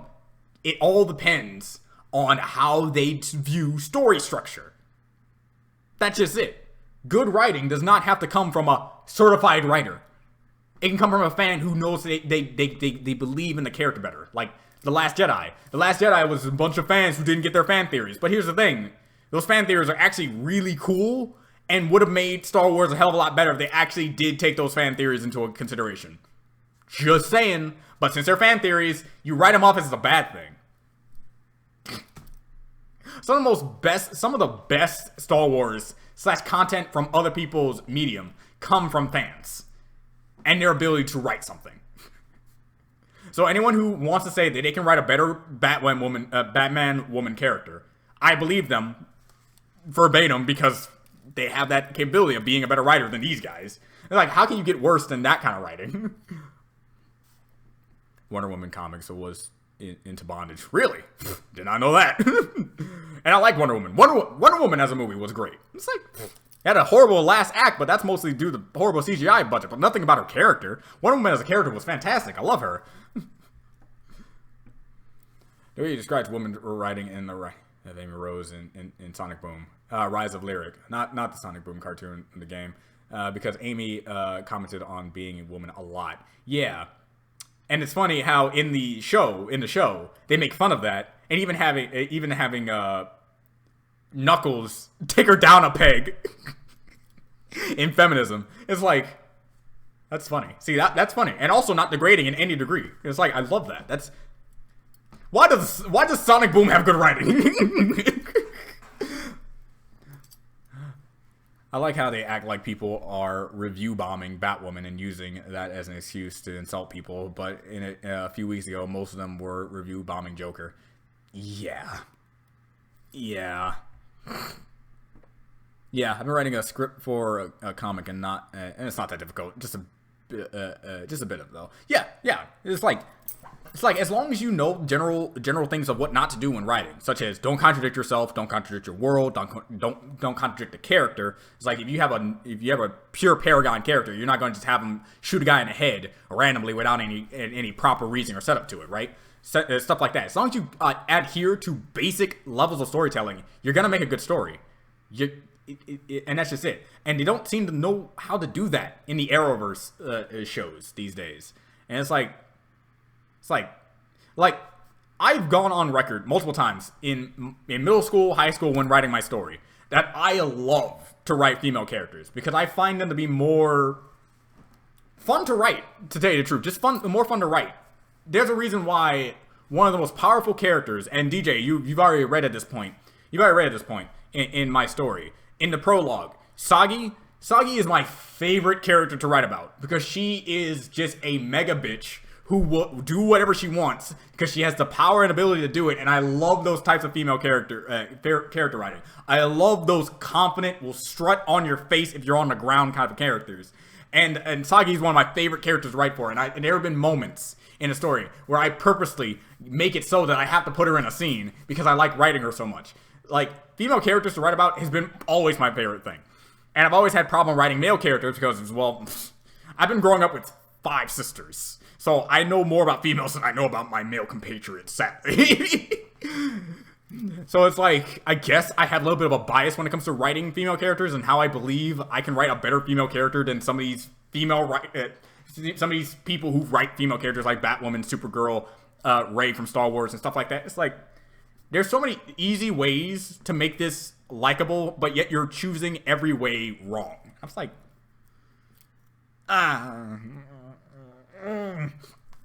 Anyway, yeah, I'm happy not making anyone mad. I don't like, the last thing I want to do is make people mad. It's like, if you like the writing in Batwoman, you're not a horrible person to believe that. I just think that in my view, that they're really handling it a lot worse than usual, stuff like that. Same thing goes for any other person who believes in any other character. It's like, females in writing is turning into, since they're female, we have to do something bigger for them, when that's a horrible way to look at a female character. You don't have to do anything. Just make a good character, and that's it. Doesn't matter.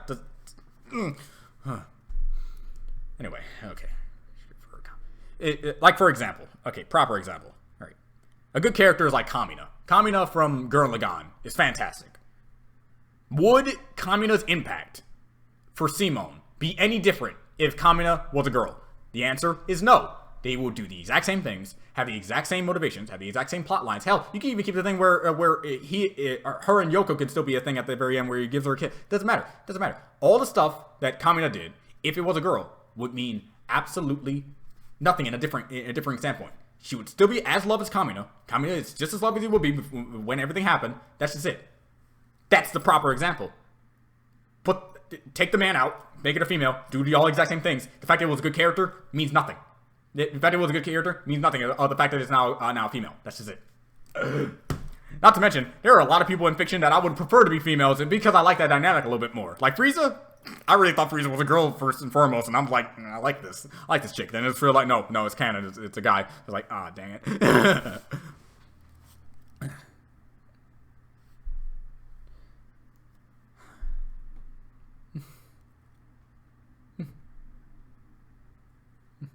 Yeah, speaking of girls, they are more fun to do character designs of. Like, if you go down my rogues gallery of characters, you will find out that my female characters have way more designs aspects to them than the male characters do. Let's take Judo and Karada for example. Judo is basically a basic bitch cute guy with casual like jacket, fur jacket and pants, while Karada is like a geisha ninja. So it's like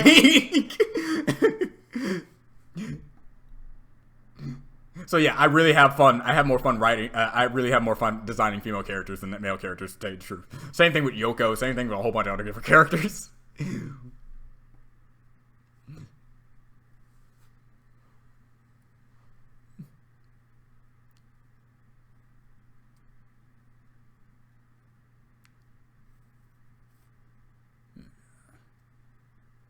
My favorite shirt? I guess it's that Ruby one I bought not long ago with Yang on it. He, she, just say they. That's just it. Like, Stanford? Dang it. I'm very bad at this. Whatever. The character that I'm talking about, Stanford.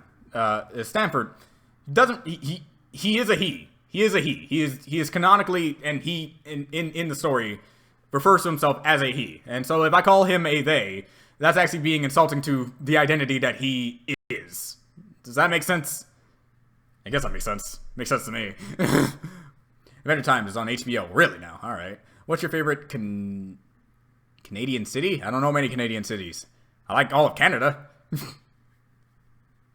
Western versus Eastern storytelling. Yes, Japan knows how to write female characters way better than any Americans do. And that's hilarious. Especially when we're coming from the same people who make hentai, make a whole bunch of different other quote-unquote degrading women stuff, but they have way more badass female characters than they do have, than we do have over here in the States. There have been so many anime where I'm like, this is an awesome chick. Dude.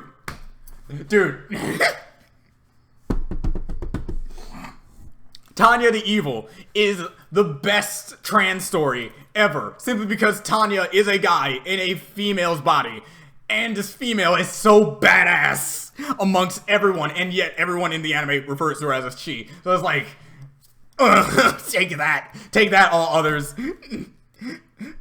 I have one trans friend that was like, you know what? I watched Tanya the Evil, and if I really look at it, yeah.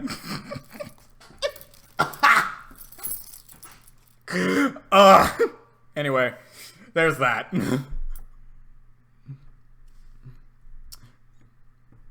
I will point to Sonic Mania, which was made by fans and was best received game in a long time. Yeah. Fans have a lot of other fans' best interests, because guess what? They're fans! It's like, if a fan says, lots of fans would love to see this, and the writer says, you're just a fan, you don't know what the fans want, I know what the fans want, you really don't understand what fans are, do you?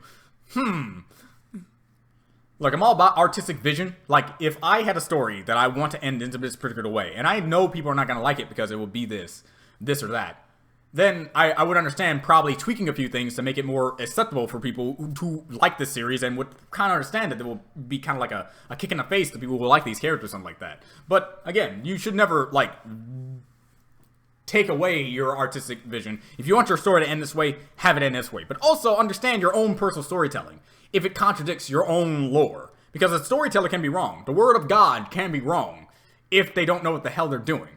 There are some pretty crappy gods out there. And we are a prime example of those types of gods, and when we make stories, and especially when they do them badly, poorly.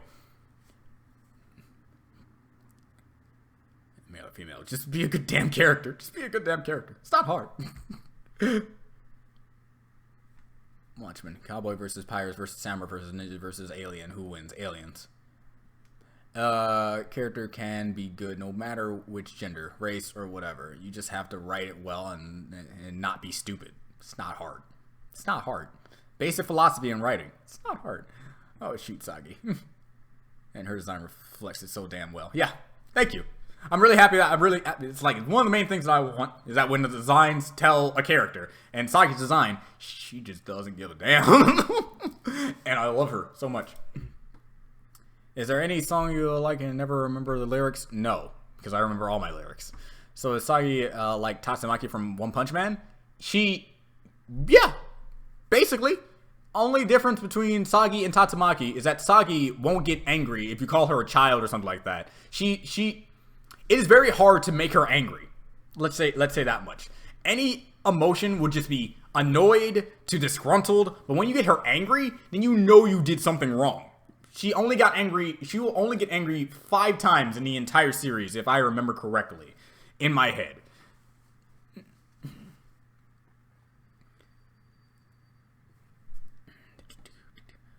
How to make a female character likable. Make a good character. Make them female. There. Done. Basic, by the books, easy way to do it. Apply right. And I guess, okay, I guess this is important to point out here. It's like, it seems like the writers who make like Captain Marvel and stuff like that, when making female characters, it's like you can't put them in scenarios that are bad. If you know what I mean. It's like, this character can't go through this because it will be, women can't have that happen to them. No, we can't have that be how the world works in this. We have to have it so they're, like, Rey fighting off those goons with her staff. It's like, alright, we can imply that maybe she has some good training with a staff, but taking out these guys so casually, and also taking out Finn, and also taking out Luke Skywalker, and also taking out Kylo Ren, and also taking out, it's like, calm her down. You know, have her lose a battle. Have her get hurt. Have her get her hand cut off. Have something happen to her. If all the males in all of the Star Wars, if all the main characters in Star Wars had their hand chopped off, why can't Rey get her hand chopped off? All right, apparently her hands are just perfect. But like that's what I do. I don't pull my punches to any character. Like all my characters have equal footing in my eyes. If this character is gonna go through this horrible scenario, you are not exempt from that. You are not exempt from that. I might even do it to you, and you are the most innocent thing I have in my story. But I do not care, because all part of the story. This is how the world works, and if I think this is how the story should go, it's gonna go that way. Now, I still think that I will have to change a few things when I go into more civilization matters, but that's just it. Real life people that you know, it doesn't matter. Female, just a good interesting character. Damn it. Fails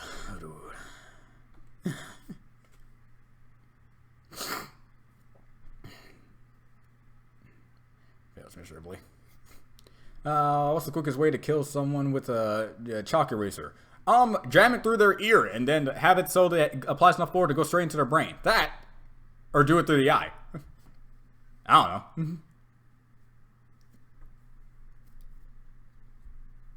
Or have them choke on it. Just shove it down their throat, like with a whole bunch of force, even going through their teeth. Easy.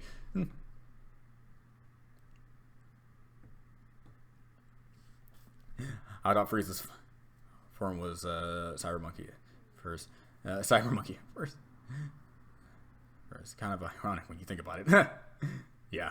Currently gone. Movie continuity versus Evangelion Unit 1 movie continuity versus Shin Robo versus Shin. Zero. Gurren Lagann. I also like when you play with the roll and switch them around. I also like when plots play with a roll and switch them around. I really like Ruby because most of the men are not as important. It's females eating the shell. I never looked at Ruby like that, actually. I looked at Ruby as these characters and their females. And Ren, Jean, Crow, Oscar, I can count him now. Oscar and Ironwood, like characters like that. It's like, yeah, I don't think that's really. I can see what you're talking about. I'm not trying to take that away from you, but for me, when I watch Ruby, I look at Ruby as just like, okay, cool. We got 4 awesome main characters, and they all happen to be female. I can change them all into male, and nothing would change. Literally nothing would change. Literally nothing would change. That's just it. So it's like, okay, that's cool. Jean in general is like, I hope that they give him an arc that revolves around him becoming way stronger than he already is, and getting. I don't want Cinder to die simply because I want John to get an actual proper fight with her. That's it. But yeah, I see what you're saying, and I get that females leading the show. But it's like you're implying that when I hear it is females leading the show, it's as if that can't be the norm. That has never been a thing before. Daisy Ridley, a whole bunch of different other type of females have led things before, and it's like, this isn't hard to do either. This is completely easy. You can just make a story, make it good characters. If you want to make a female, cool. It doesn't have to necessarily be a female leading the show. It's 4 good characters leading the show. But I get it when it comes to like when I watched Static Shock as a kid, I saw Static as my personal superhero. Because 1, I'm black, and 2, Static was an awesome character. And plus, I was a lightning nerd. My favorite power was controlling lightning. And so I saw Static as my hero. But then I started looking at Spider-Man as my hero, even though he's a white guy. It was like, oh, right. Judging them based, saying that I can't like someone because they're not the same race as me is retarded. There we go. Then Spider-Man became my favorite. Then Miles came by. No, he's one of my favorites, so we're back into that scenario. God, backwards. Does that mean dogs are demons?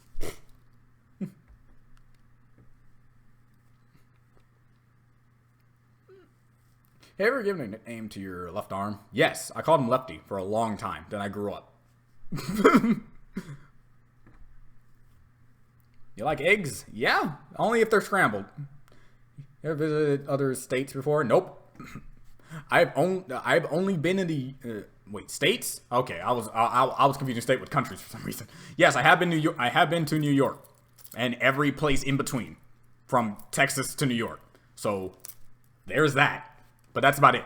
I never went anywhere else. Ursa. She would probably end everyone's existence. Is the YouTube beta still annoying you? A little bit. I hate it. I'm getting used to it, but I still hate it.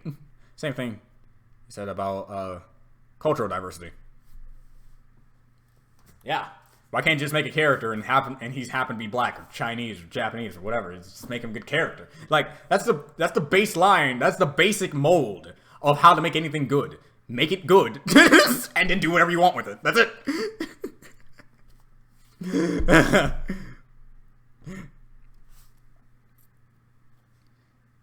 It's that old meme. Luke took 2 movies to master the mind trick. Rey took 2 minutes. Rey just took 2 minutes. And she just did it. She didn't even know that Force was a real thing.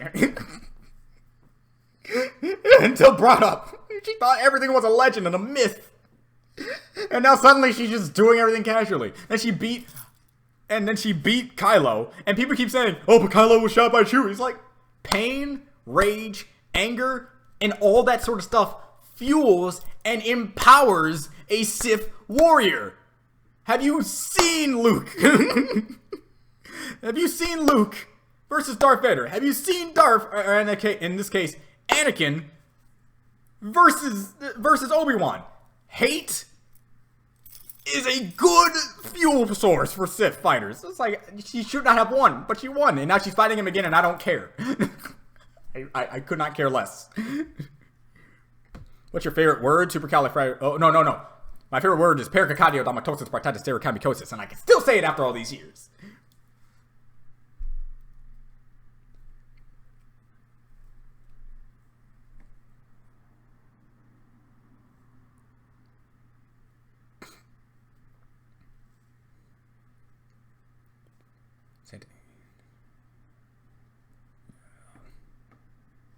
Like trains? Not really.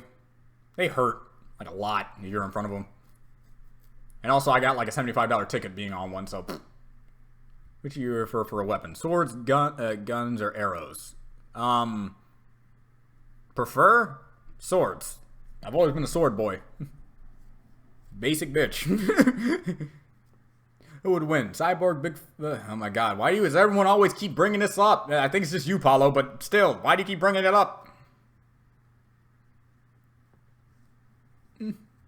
I already gave my answer like a long time ago. I'm not saying it again. I'm not saying it again because I remember telling you my answer. That's it. No, I'm not saying it again. Best vehicle.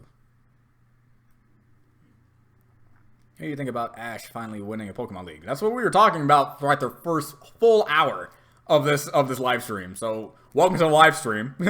And I love it. That's it. That's all I'm gonna say is like a pure summary version. Mary Sue. One of my best things. That's your favorite and least favorite thing about it. I don't know France, so I can't say anything good or bad about France because I could be wrong. I don't know. What if one day you woke up and the only thing that's different in the world is that everyone's head is now 2 times bigger? Depending on how everyone else treats it, I wouldn't care. You know something, though? I will say there is something to say about a character written deliberately bad, but written well even though it is bad, if that makes sense. Are you saying, like, The Room? Or are you saying, like, Handsome Jack? Because if you're talking like The Room, written deliberately bad, The Room is written deliberately bad, but it's still an amazing watch. While Handsome Jack is written to be a bad person, bad character, doing bad things, then it's good to like that character because he's playing the part. I'm pretty sure you're talking about the former. What's the next thing about getting shot? The fact that you might die later. Favorite and least favorite death battles. Favorite and least favorite death battles. I have a list. My least favorite has to go down in history as Gara versus Toph. Like, I still to this day am not in agreement of that at all. Like, I don't think I'll ever be in agreement that Toph can beat Gara. Especially end of series Gara. No. End of series Gara would destroy Toph. I don't care what anyone says. You can fight me on that on a cliffside, just know I have the high ground. I have a list here, but I'll get to it. Give me a second. Gar versus Toph, Kratos versus Spawn. That's definitely one up there as well. Bane versus Venom. I don't like that death battle purely because the pacing to that battle is actually really bad. But I agree with the outcome. But as a pure like animation standpoint, it was actually really bad.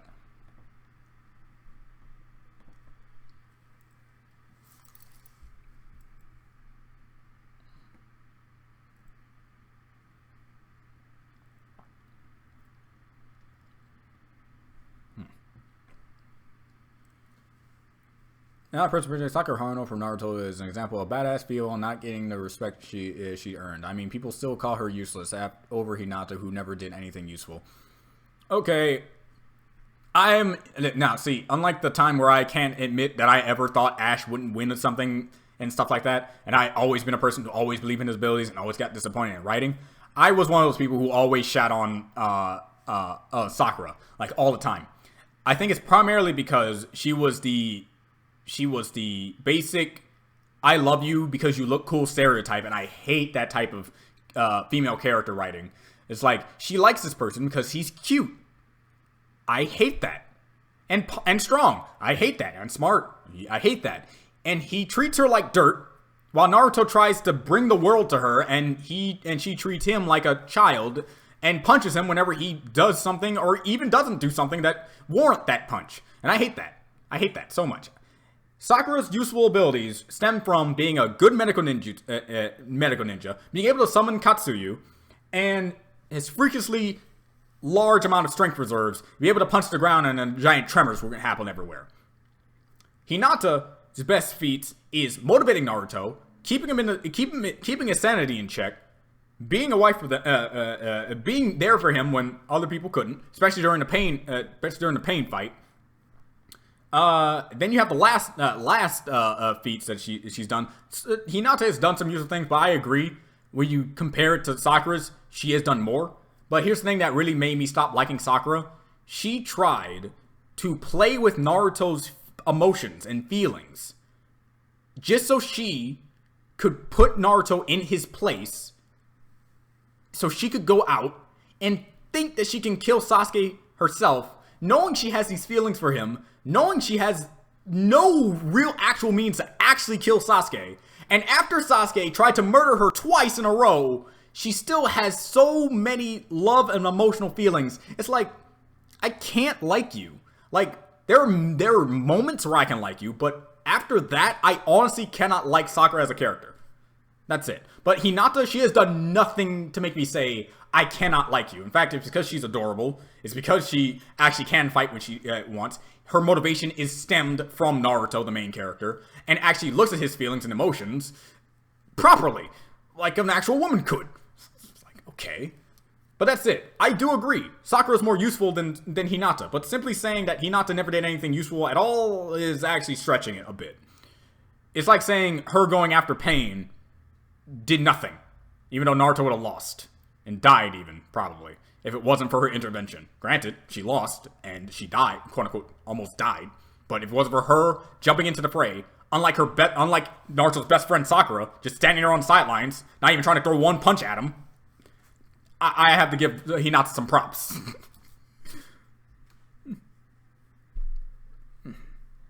What will be doing exactly 20 years from now? I don't know, I'll probably be dead for all I know.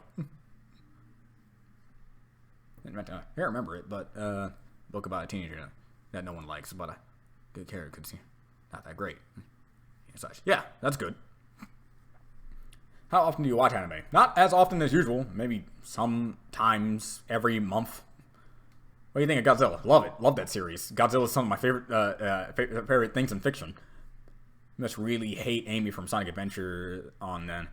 Amy has good reason to like Sonic. And unlike Sasuke, Sonic doesn't hurt her. Sonic just doesn't feel like he's up to a relationship, and so that's why she runs away, and Amy just tries to get at him. Granted, I don't like that in general, but I like her more than Sakura. Sakura literally only likes Sasuke, simply because he's cool looking. Not because he's nice to her, not because she's there, not because he's there for her or something like that. Amy likes Sonic because Sonic actually did save her a bunch of times and actually shows an actual kind personality. And hell, if I was Amy, I would probably act the exact same way. Sonic is freaking cool. But if I was Sakura and someone like Sasuke was treating me like garbage, why would I like this person? What is your channel? What is your channel about? Reactions and doing things. Now it's just about doing things. Double standard abuse. Female on male. Pretty much. It's like the only time it's like I forgot.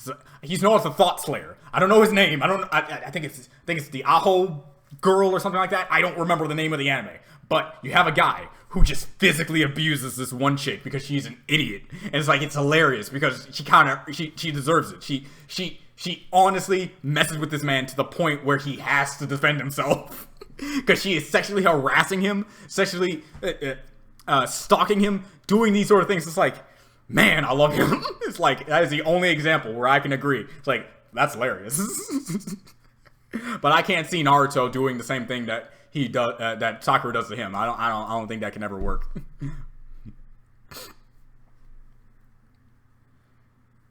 What do you like to watch on YouTube? Like favorite YouTubers outside of stuff like reactions? Markiplier, PewDiePie. I still like Game Theory as much as people want to say it's gotten bad. Death Battle, of course. I still watch all things Rooster Teeth related, that sort of stuff. Shitting on Sakura, you're in a good time. We're not really shitting on Sakura. We're more just saying Sakura is a good character in a lot more ways than people are giving credit for. It's just, in a lot of ways, I myself personally, after what she tried to do to Naruto, just completely missing the point that Naruto really likes Sasuke. It's like you doing that to him. I think she could not read the room. Naruto was going after Sasuke because Naruto and Sasuke are friends. And yet she said, I love you, Naruto, thinking that Naruto was only going after Sasuke because she told him to, which is terrible. Acting like Naruto doesn't care about Sasuke at all. Like you're the only one in this trio that likes him that much. Like, are you kidding me? Are you kidding me?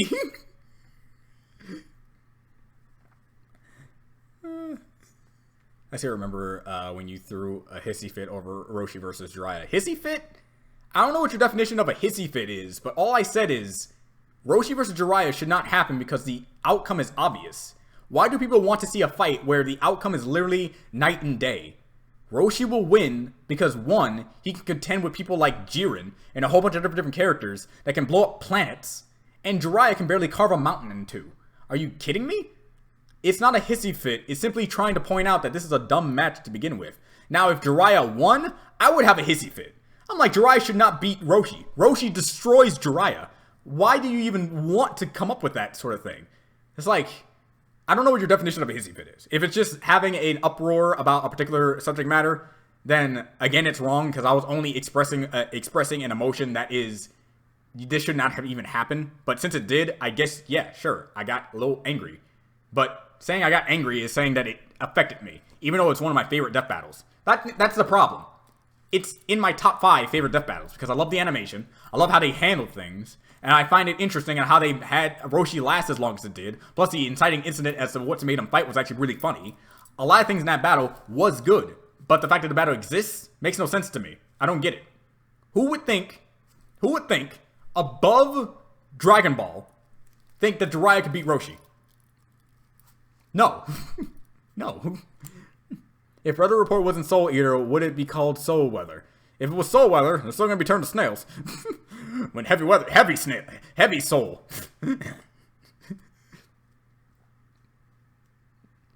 do you think female characters fall under so much scrutiny when it comes to anime? Falls under so much scrutiny? I think it's because the people who only look at the jiggling boob physics and a bunch of the other fan servicey like characteristics of the character and don't actually look at how the character is actually really good. Yoko, for example. Yoko is a primary example of if you just look at her fan service, you actually miss the actual great character that is Yoko from Gurren Lagann. Yoko's fan service is she always wears a bikini, horrible non-battle tactical clothing, and yet she has a great personality. She's she's headstrong and really strong for her character. She helped Simone in a lot of things, of also getting him out of that funk she was in during Kamina's thing. It was mostly the other girl, but Yoko was there as well. Yoko, in a lot of ways, getting past the fan service, is a great character. But that's the thing with the common man in our society, is that, jiggling boobs, appealing to the male fantasy. This female clearly does not have any justifications of existence other than her tits. It's like, watch the anime, watch the show.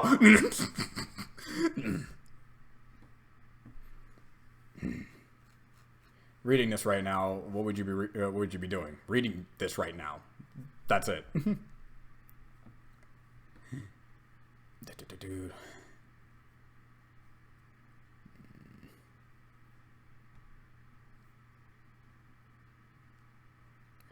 I like Sakura, honestly. She's really overhated in the Naruto community.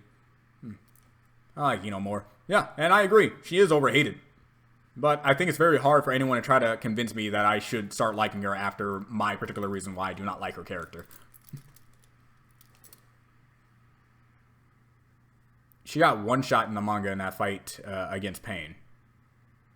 And I'm looking for your point. Like, honestly, this is not me memeing. I'm looking for your point. Hinata jumped in to help Naruto and was able to get a couple of rods off of his body so he could free himself. And she lost, but if it wasn't for her intervention, Naruto would not have saved himself regardless. So I'm honestly looking for the point. Sakura didn't do anything. Anyone else in the general vicinity did not do anything. Tsunade didn't do anything. Kakashi was dead. Like, I don't see your point. She was the only person to do something. She was the only person who said, yeah, I'm going to help him. He doesn't seem to be winning this right now. And I also love him. So if I don't do something, he could die. And I would rather live in a world where I die protecting him than watch him die and do nothing. So, yeah, again, if you can explain your point better, I'll definitely concede in some way, but I don't get that. Her girl? Yeah, I think that's it. Maybe they just want to see the animation of the two fighting, I guess. Because here's the thing about Death Battle, and here's the thing about other animators that do that sort of thing. Like Cartoon Fight Club. Like, I don't like Cartoon Fight Club very much because they take a lot of things way too literal, in my personal opinion. But that's why I watch Death Battle, because the literal nature of certain things are always backed up by some type of research in some way, shape, or form. But Cartoon Fight Club did Dio versus Hit from Dragon Ball. And if you think for a solitary second that Dio can beat Hit, you need to rewatch Dragon Ball, like all of it, to understand how wrong you are. But they admitted at the end of the day, they admitted that he only did this fight to have fun. And I'm like, that's fine then. You only did it. You knew that Dio had literally no chance of winning, but you did it for fun. But I don't look at Death Battle like that. I look at Death Battle as one of the better ways to find out through proper scaling and research how two people would fight. And I disagree with like 5 or 6 matches, but that is amongst 100 and almost 15 to 16 death battles. So their track record showcases that they do get it right most of the time. And I don't get that for people who say, man, they're wrong most of the time. Unless you can argue against me about the ones that I think they are right against with actual, debating, then I can't agree with you.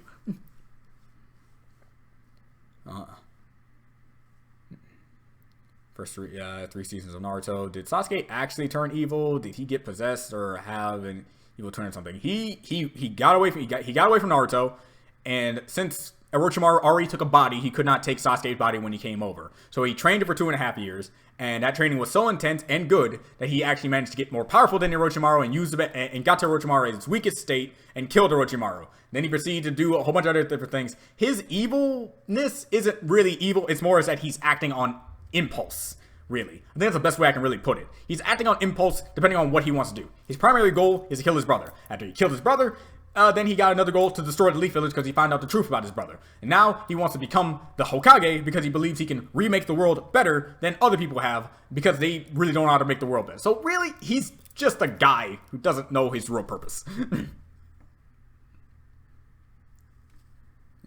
the two. The anime you were thinking of when the guy is hitting girls. Yeah, it is a whole girl. Yeah. Getting desperate fan if he didn't make Hinata more likable and Sakura more hateful. And where's your proof? Okay, where's your proof where Kishimoto actually took those death threats to heart? Because I remember him getting death threats about him not having Naruto and Sakura get together. So death threats mean nothing to Kishimoto, it seems, because he would have just had them get a divorce and then if death threats really did something. So no, I strongly disagree unless you have citations where this is actually a fact of Kishimoto saying, well, after all those death threats, I just had to make Sakura more hateable. And Hinata, I just had to put her more in the limelight, you know? People like that, I was scared, man. Someone coming to my house and killing me, unless I hear some like those words, I cannot take that seriously, Jack. I honestly can't. Boob jokes or dick jokes in Japan, basically. Ha! That's funny. Reminds me of the guy complaining that the female anatomy is not realistic in One Piece. Have them seen the characters design? Have you seen the character designs of that manga? Really? You're gonna tell me Frankie is anatomically correct? Really? It's okay. It's like, as long as we know we're not trying to hurt each other with our words, and I know I'm not, and I know you're not either, fine. It's just that I don't believe in a notion where it's not backed up by proof. It's like, my proof is that Hinata showcased a lot of her ability of trying to help with the pain fight. One shot or not, she did something. That's more than everyone else in the entire area. That's all I gotta say. And simply saying that since she didn't do much, it means that she didn't do anything. And she did a lot more. Danganronpa has a lot of great female characters.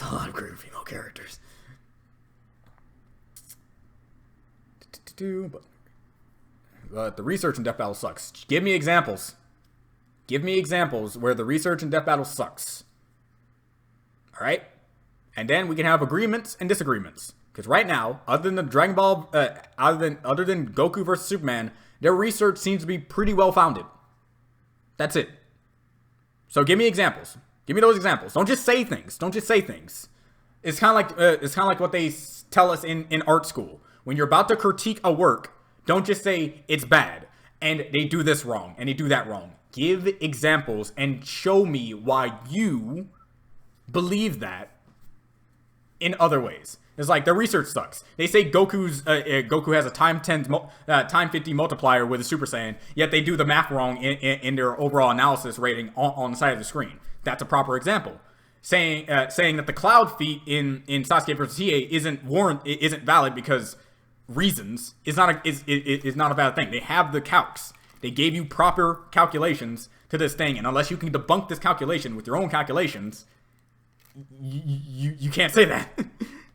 It's like, And this isn't me because I'm working for Death Battle. I'm being less. I have a lot of problems with Death Battle, and I have made it very known to them how many problems I have. I went up to their face and say I hated Gar vs. Toph. You're wrong in Gar vs. Toph entirely, and stuff like that. So it's like,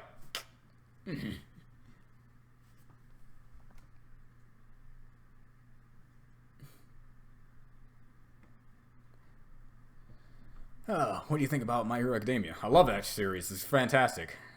Brooke is peak male form. Peak. Green Lantern versus Ben 10. Where's your example of Green Lantern versus Ben 10? Hal is immune, not immune, can resist existence erasure. And it's not just because of the scaling to other lanterns. It's mostly because he outwilled willpower. He outwilled a concept with his own concept of willpower. So since he showcased that he can actually resist getting erased from existence, Alien X can't just casually erase from existence. He has to put in forth effort. Alien X is a universal level being, yes. And I do agree. There are many scenarios that I can come up with Ben 10 to have him win. But these are very specific scenarios that I can come up with. He turns to the brainstorm, figures out that the ring is electronic in base, turns an upgrade, takes control of the ring. Done. Easy. However, when he turns to upgrade, he's not as fast as Green Lantern. He's not as strong as Green Lantern. In fact, him turning into upgrade to try to take over the ring is actually the worst idea he could probably ever think of, because now he is in this weakened state where Hal can just easily one-shot him instantaneously. Not to mention even Brainstorm kind of has that situation as well.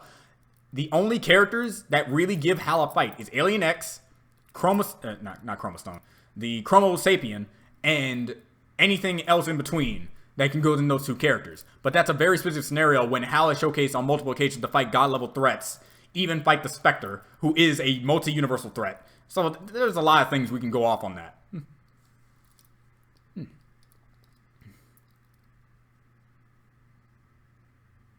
Could have just punched, he is much stronger. Universal versus a universal opponent does not mean you're stronger than another universal opponent. In fact, Hal is showcased on multiple occasions to be multiversal in certain regards.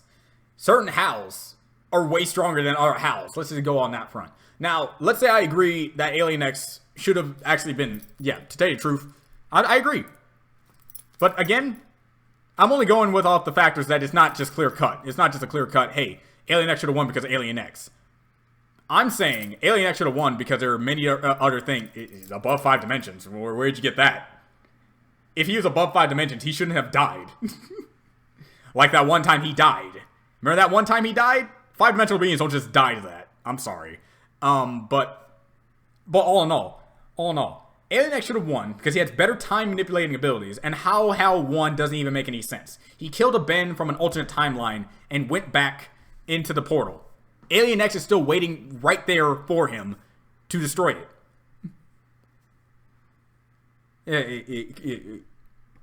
And still would have had to fight Alien X in his time period. It doesn't make any sense. I don't agree with how they had that fight to begin with. And I do believe Ben should have won. But that's 1, 2, 3, 4, 5, 6 battles, all in all of Death Battle. And they have over almost 120 different battles. And you're telling me those 6 means... So it's like that one analogy. You can read 5,000 good comments online, but once you see that one bad comment to go kill yourself, you suddenly have this wave of negative emotions and feelings, and you just can't deal with it. I don't like that. I really don't. You have so many good other battles that they have done proper research and actual dedication to, with actual proper legit outcomes with these characters, and yet Ben versus Hal, Kratos versus Spawn, Gar versus Toph, maybe a few others, suddenly make it so that they are unreliable. I don't agree with that in the slightest. Goku versus Superman is the dumbest matchup because if you take all versions of Superman and all versions of Goku, there are more Superman that will beat all of the Goku way before Goku could ever be strong enough to beat Superman. And if you count fusion and want to bring in Gogeta and Vegito into this, then you have to give Superman his fusion. And you have Superman fusion of Superman and Ultraman, which then becomes a thought robot, aka Cosmic Armor Superman, and he literally can bend resistance. So I don't see how Goku vs. Superman 1 and 2 are in any way wrong. Research? Yeah. But outcome? Definitely not.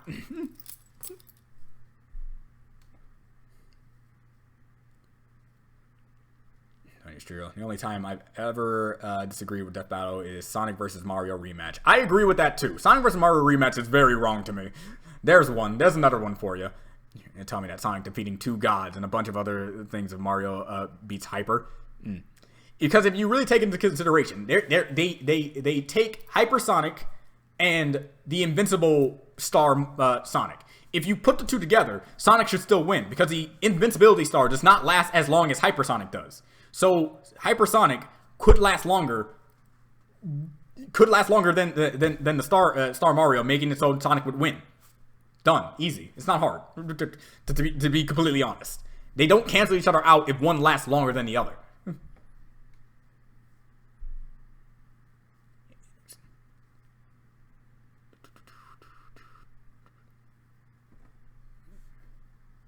Oh, no, it's actually... Oh, no. It's my Rooster Teeth ID as an employee. If you turned into Upgrade, couldn't Will out his ring? I learned something talking with GL fans. If that's the ring, do anything. I don't understand the question. If he turned into Upgrade, couldn't Hal will him out of his ring? Yeah, probably. Yeah, because not only is it that it's it's based on technology, it's also still based around the wearer. So if the wearer uses willpower and Hal outwilled the very concept of willpower, I'm pretty sure he can still manage to get Ben out. So that's not even an actual proper scenario now that you bring that up, Elvis. Thanks. Evilist? Ink Tank with me. The Ink Tank made a good argument. Because the other 5D beings in Ben 10, which were from to be weaker. And yes. Okay. Seems I've opened the floodgates. A little bit. I know they more battles, but I don't really care about them. That means nothing then. That's purely, and that means nothing then. So this conversation is no longer about me trying to let you know that Death Battle isn't biased, actually has good research and variants. It's more of just a matter of, since you don't like this battle, you don't like all of Death Battle, and that's fine. It's not my job to change your mind on that. And I'm not going to change your mind on that. In fact, there have been 2 fights that almost made me drop Death Battle in general because of that same notion. And one of them is being Gar versus Toph. So I understand where you're coming from, and I understand that. So I'm just going to end the conversation here, because when I do debates in a general understanding that we're in the same mantra of what we're talking about it. So, Paulo, we're good. Did I miss anything? It's been 2 hours and 21 minutes. I'd be surprised if you didn't.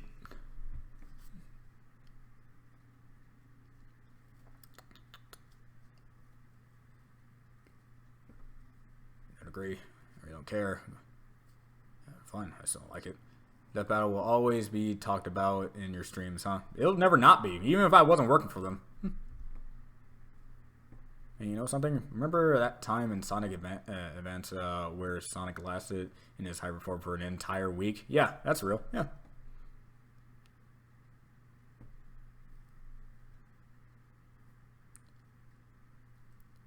And that's where I have to disagree, Paulo, and how you're phrasing it. I know it's text, so I'm pretty sure if we were talking in real life, it wouldn't sound as pretentious as I'm making it, as I'm reading it.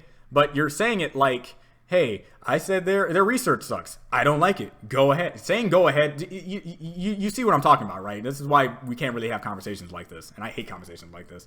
But since you're doing it like that, I have to say it like this. When you say it like that, it seems as though that literally every single notion of the 120 battles they have done, their research sucks, when in only 5 of them, they actually did suck. That makes no sense. It's like saying, you've been walking all your life and you tripped one time. That means you're so clumsy. Every time I look at you, you're a clumsy doofus. Yet you tripped one time. Ha! You've been walking for 28 years? You should never have tripped. You see how that sounds, right? Again, I'm not telling you to like anything because of that one battle you hated. That's good. And how I'm saying it like this. It's okay. We're all still people. But you have to understand that not liking something simply because of that one mishap and believing all the research sucks because of that one mishap is a wrong way of thinking. And I can't stop you from thinking like that. Just know I'm a man of respect, and that really actually damages me. And I really like you, Paulo. I'm just saying you can go ahead and have fun. Don't let me ruin it. You're not ruining it for me. It's more of just like the only thing ruining it for me is that I believe there's a person actually looking at something like so negative that they can never really look at it in any other type of positive degree. And I don't like that in the world. Because I've seen too many people, and as a guy with depression, I really don't like looking at anything at that negatively at all.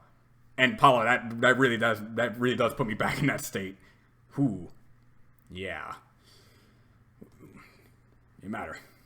But it does matter to you. If you say it sucks, that means it matters. If it didn't suck and you didn't care, you wouldn't say that it sucked. You just said, It makes it kind of confusing to me.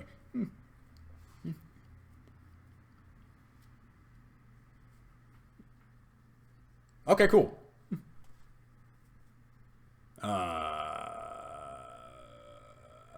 What sport are we in today?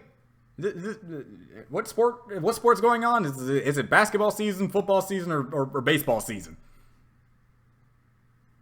I don't know anymore. I don't keep up with that. You say anything about politics? Yeah, they get it. There's no right and wrong when it comes to these sort of things anymore.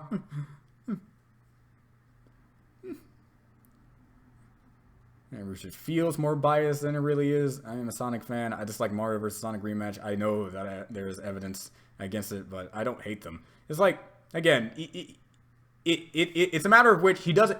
It's a matter of which I think it's kind of like Josh. This is the last time we're ever going to bring this up, and I think this is a perfect analogy to be on the same pages here, because I hate leaving things off and like it's sort of a negative vibe here. It's kind of like Josh. Josh looks at something, and if he hates it, he doesn't also care about it. He has that emotion toward it, and he doesn't care to want to try to change it because that's just how he wants to feel. And I'm okay with that. It's like, that's just how you want to feel. That's all right. So I guess that's just how Josh and you work. It's like, you don't like this. That's fine. And you don't want to be changed. You're okay. And happy birthday to your dad. Hope he having a good birthday. I wonder what my dad's doing. You ready, chicken? Chicken was lovely. Great way of trying to dilute the competition. Very good. Grand Prix is going on. What is that? I think that's Cars, right? It's like, it's been a long time since I heard Grand Prix. It's like, it's Cars, right? It's Cars. Racing? We're in racing season? Racing season. Yeah, racing season. Okay, cool. Formula 1. All right, then. Your claim, John. Yeah, pretty much. It's football, baseball, basketball. It's the most wonderful time of the year. Hey, Brian. How are you doing? So it's season all. Okay. All right. Neat. Hopefully things go Cars, Ultimate Life Form, Grand Prix confirmed. All of them. All okay. Huh. So, Brian, good luck to the Saints, good luck to the Hornets, and good luck to the I forgot our baseball team. Do we have a baseball team? We have a baseball team, right? And it's a Grand Prix. Everything's happening. The major ice skating competition? Oh. What? That's what it's called? I didn't know that was a thing. I'm not thinking. Look, I'm not saying skating's not a sport. I'm just saying calling it Grand Prix is weird. Is that what you're talking about? Whenever people talk about football, I always remember EDP 445. I don't know what that is. I don't remember his team anymore. Oh, they moved to. They're Pelicans now. Zarefs. However you pronounce that. Yeah, okay. Well, that's sad. I never knew that. Never knew that until now. Thanks, Bree. I did not know that New Orleans Hornets were just no longer a thing. Man, all right. But Pelicans are cool. I like Pelicans. You know, if I think of New Orleans, I think Pelicans more than Hornets, to tell you the truth. So, hey, upgrade in my book. You like soccer? Yes. Yuri on Ice? Yuri on Ice was fantastic. Do not, for the dare of you. Yes, I said it correctly. Think poorly of it. Is golf a sport? Yes. Golf is a sport. It's a very boring sport. It's a sport. I want to see who's gonna win the Piston Cup. It wasn't his cup. So you've been working on shading in your digital art. Yeah. Okay. The battle that's coming up next. The next battle. It's okay for me to say that I worked on it, as long as I don't say anything else above it. Mob vs. Tatsumaki is coming out in like November something. And I did work on that. And as if you're going to work in animation and that kind of thing, you have to do everything in color. And I did shading when I had to. I think it looks okay. According to them, it looks good, but I'm me, so I can't work it on my own until I get $300. Like, I need $200 for a scanner. I need $800 for a PC. I need $300 for a tablet. And I need $7 for a microwave. Because for Christ's sakes, not having a microwave sucks.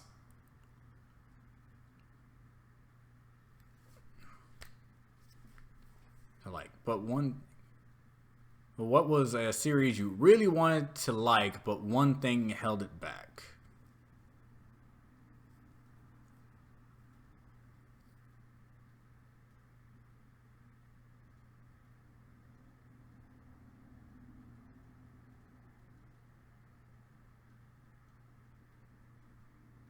Sword Art Online.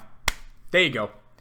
Sword Art Online. I was thinking, man, I was in deep thought. It's like there had to be that one anime that I just could not like because something was bothering me. And it was Sword Art Online. Sword Art Online Kirito is the Gary Stu to the Ray Mary Stu-ness. And that's why I don't like it. There you go. Boom. There you go. Yes, I seem unsure. I'm always unsure.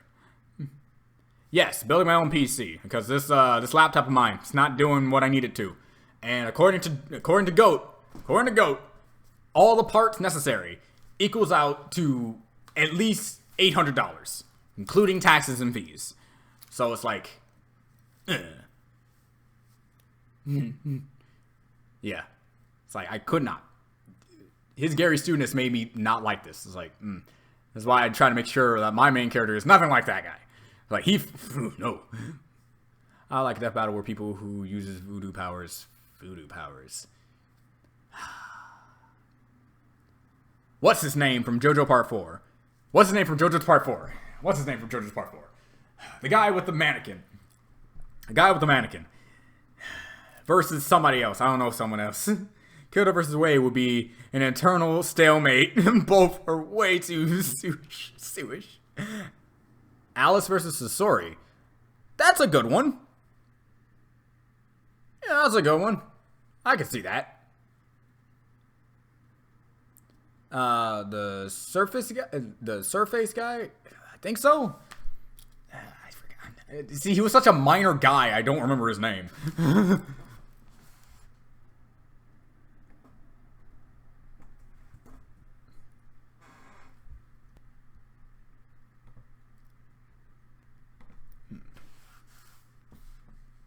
Oy. Oh, come on.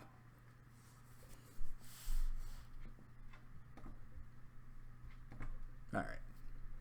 Guy from JoJo versus, that guy from JoJo versus that guy from Princess and the Frog? You know what?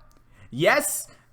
Actually, it would be way more thematic than I thought it would be, considering that Stan's, manifestations of one's fighting spirit, or at least in that case, a stand arrow. And Dr. Facilier, he has a shadow, and that could basically be his stand. Heck, it works just like I forgot the name of the stand, but it's a pedophile guy that fought Polnareff and turned him into a child. That works.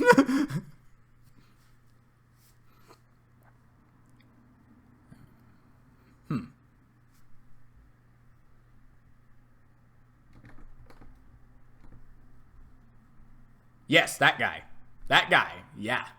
Toshi. Toshi is definitely, yeah. You would like Sword Art Online Abridged? Yeah, I did. I did like Sword Art Online Abridged because I have watched Sword Art Online Abridged, and it did everything right. A whole different. It brings us back to the topic of fans know shows better than the writers do sometimes.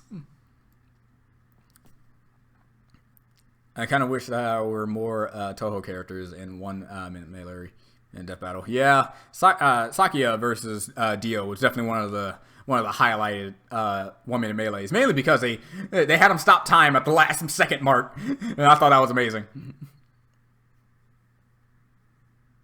All right, see you later, Fudge. Let's see. I remember the name because people making fun of him.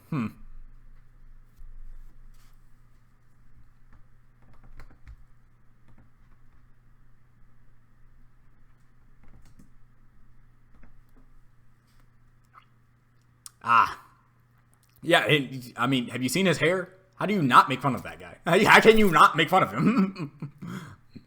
It's like, he's Christ. Oh, no, I hate him. He was my least favorite. He was my least favorite guy. I only read the light novel of SAO. The closest I've seen, not from Screw Attack, were the ones by Zebo, and it was amazing.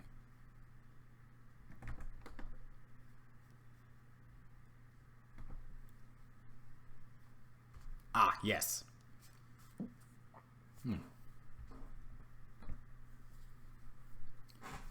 What is a character in Death Battle that you never want to appear? As in, they have way too much that could go wrong.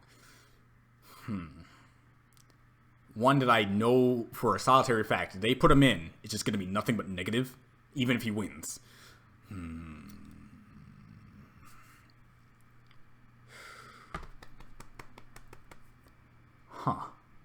This is actually a hard one because I have a few, but I actually need to bring up my examples first. It's like, maybe if they bring in,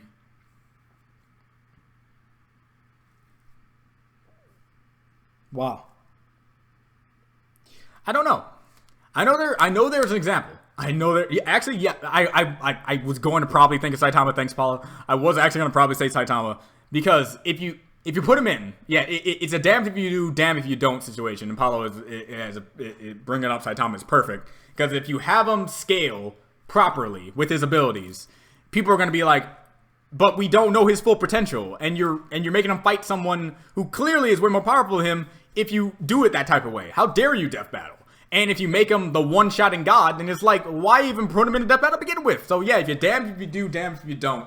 Saitama cannot come into Death Battle. Given bitch would be a person put in Death Battle. Apparently, his sword destroys things as concepts. Wow. Okay. Maybe a Sailor Scout. I think the lowest of the low that would probably have problems would be a Sailor Scout, because Sailor Moon. I don't know anyone who honestly believes that if you put someone up against Sailor Moon would destroy that character because of the amount of power that the Sailor Scouts actually have. And putting them into a Death Battle would actually make it really weird. Because then you have the normies who don't know the exact power level of Sailor Moon. Sailor Moon destroys the Winx clubs without any problem. Without any problem. We're talking pointing at them and they die.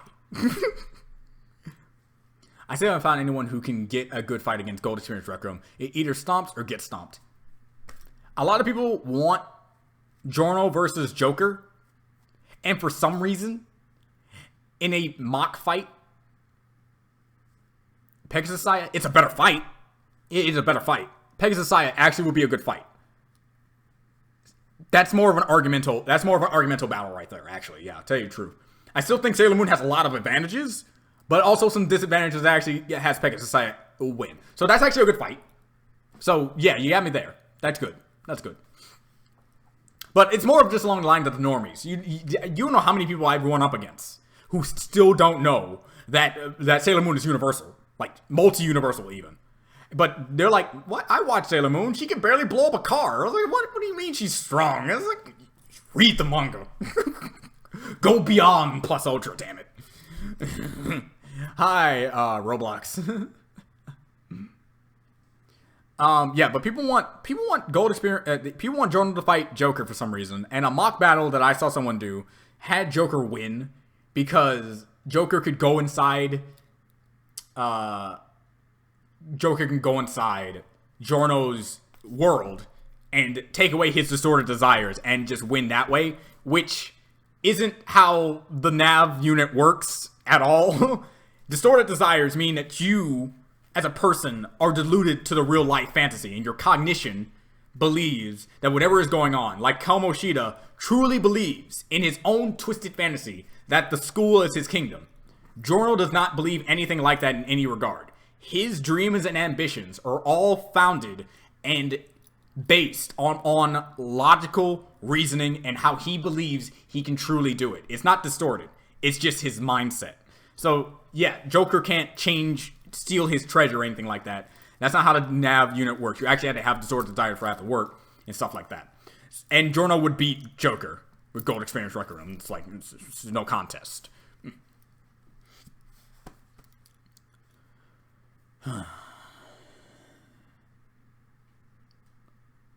be an annoying one as hell. He's either one shots or he gets one shot. Basically, yeah. It all depends on the speed of the character that he's fighting. If the character he's fighting is faster than him, yeah, he probably loses. But if Rohan is faster than him, yeah, Rohan wins.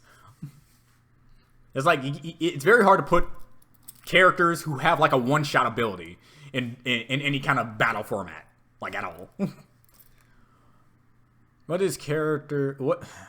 character you think doesn't deserve to be in death battle? As in, the fight has been overrated and is unnecessary, and no Goku versus Superman doesn't count. Same idea though.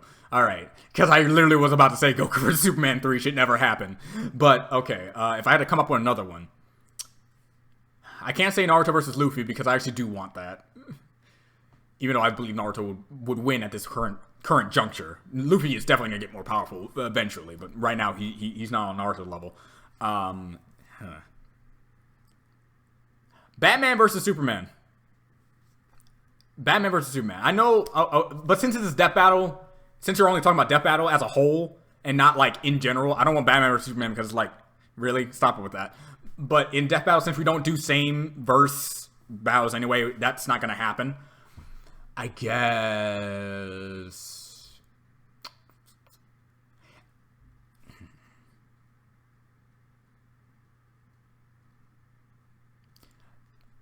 As a Death Battle, I don't want... Frieza versus Mewtwo. It's been in 1 minute melees, it's been DBXs, it's been all these sort of things, but never make it a death battle. Never actually make it a death battle. That's one thing JoJo does sometimes. The abilities are so bizarre that they don't really work in fights that well. Yeah, that's the whole thing with Araki. That's why I like Araki so much. He's like a prime example of writing himself into a corner and writing himself out, and he does it properly. It's like, I'm gonna give Jono the ability to punch a guy, and his senses go so out of whack that he can't even fight normally anymore. Yeah. Now I'm gonna proceed to put Jono in situations where he can never actually utilize that ability. Booyah. I'm a genius. A broken ability, never actually used in context because he's never put in scenarios where he can actually do it. Making people think that he just doesn't have it, but he does.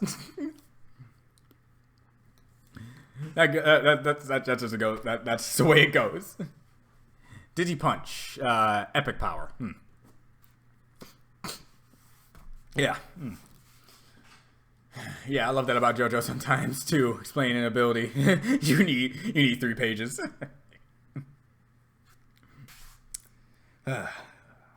One of my favorite abilities in all of JoJo is Space Ripper Stingy Eyes, simply because that name is just god tiered, obviously. Too bad no one ever is able to use it. Ever again. Sucks.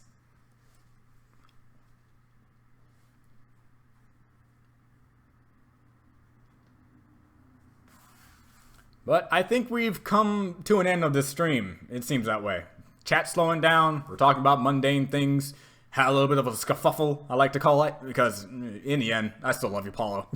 You've been around here for so long, I think I'd hate myself if I hated you. A whole bunch of other different things. I think it's about time to end things off. What was your worst fan cry moment of your life? As in, you watch something as a fan, and you want that would never happen, what the hell are you doing? Gar versus Toph in Death Battle. Straight up. I'm like, no. No to that. Like, I literally had to stand up and disagree. Heavily. Man, it's like, and again, it's just like Paulo. It was one of those moments where I'm gonna drop this series, because that is just horseshit. No. Oh, man. I'm gonna do everything in my power as a storyboard artist to get a rematch in that one. I know. Impossible, but I'm gonna try. Anyway, yeah. In any regard, I think we are through with this. Yeah, just know I love all of you. Like, I cannot, for the life of me, in any regard. Like, there's a reason why I'm still here. Like, I like you guys.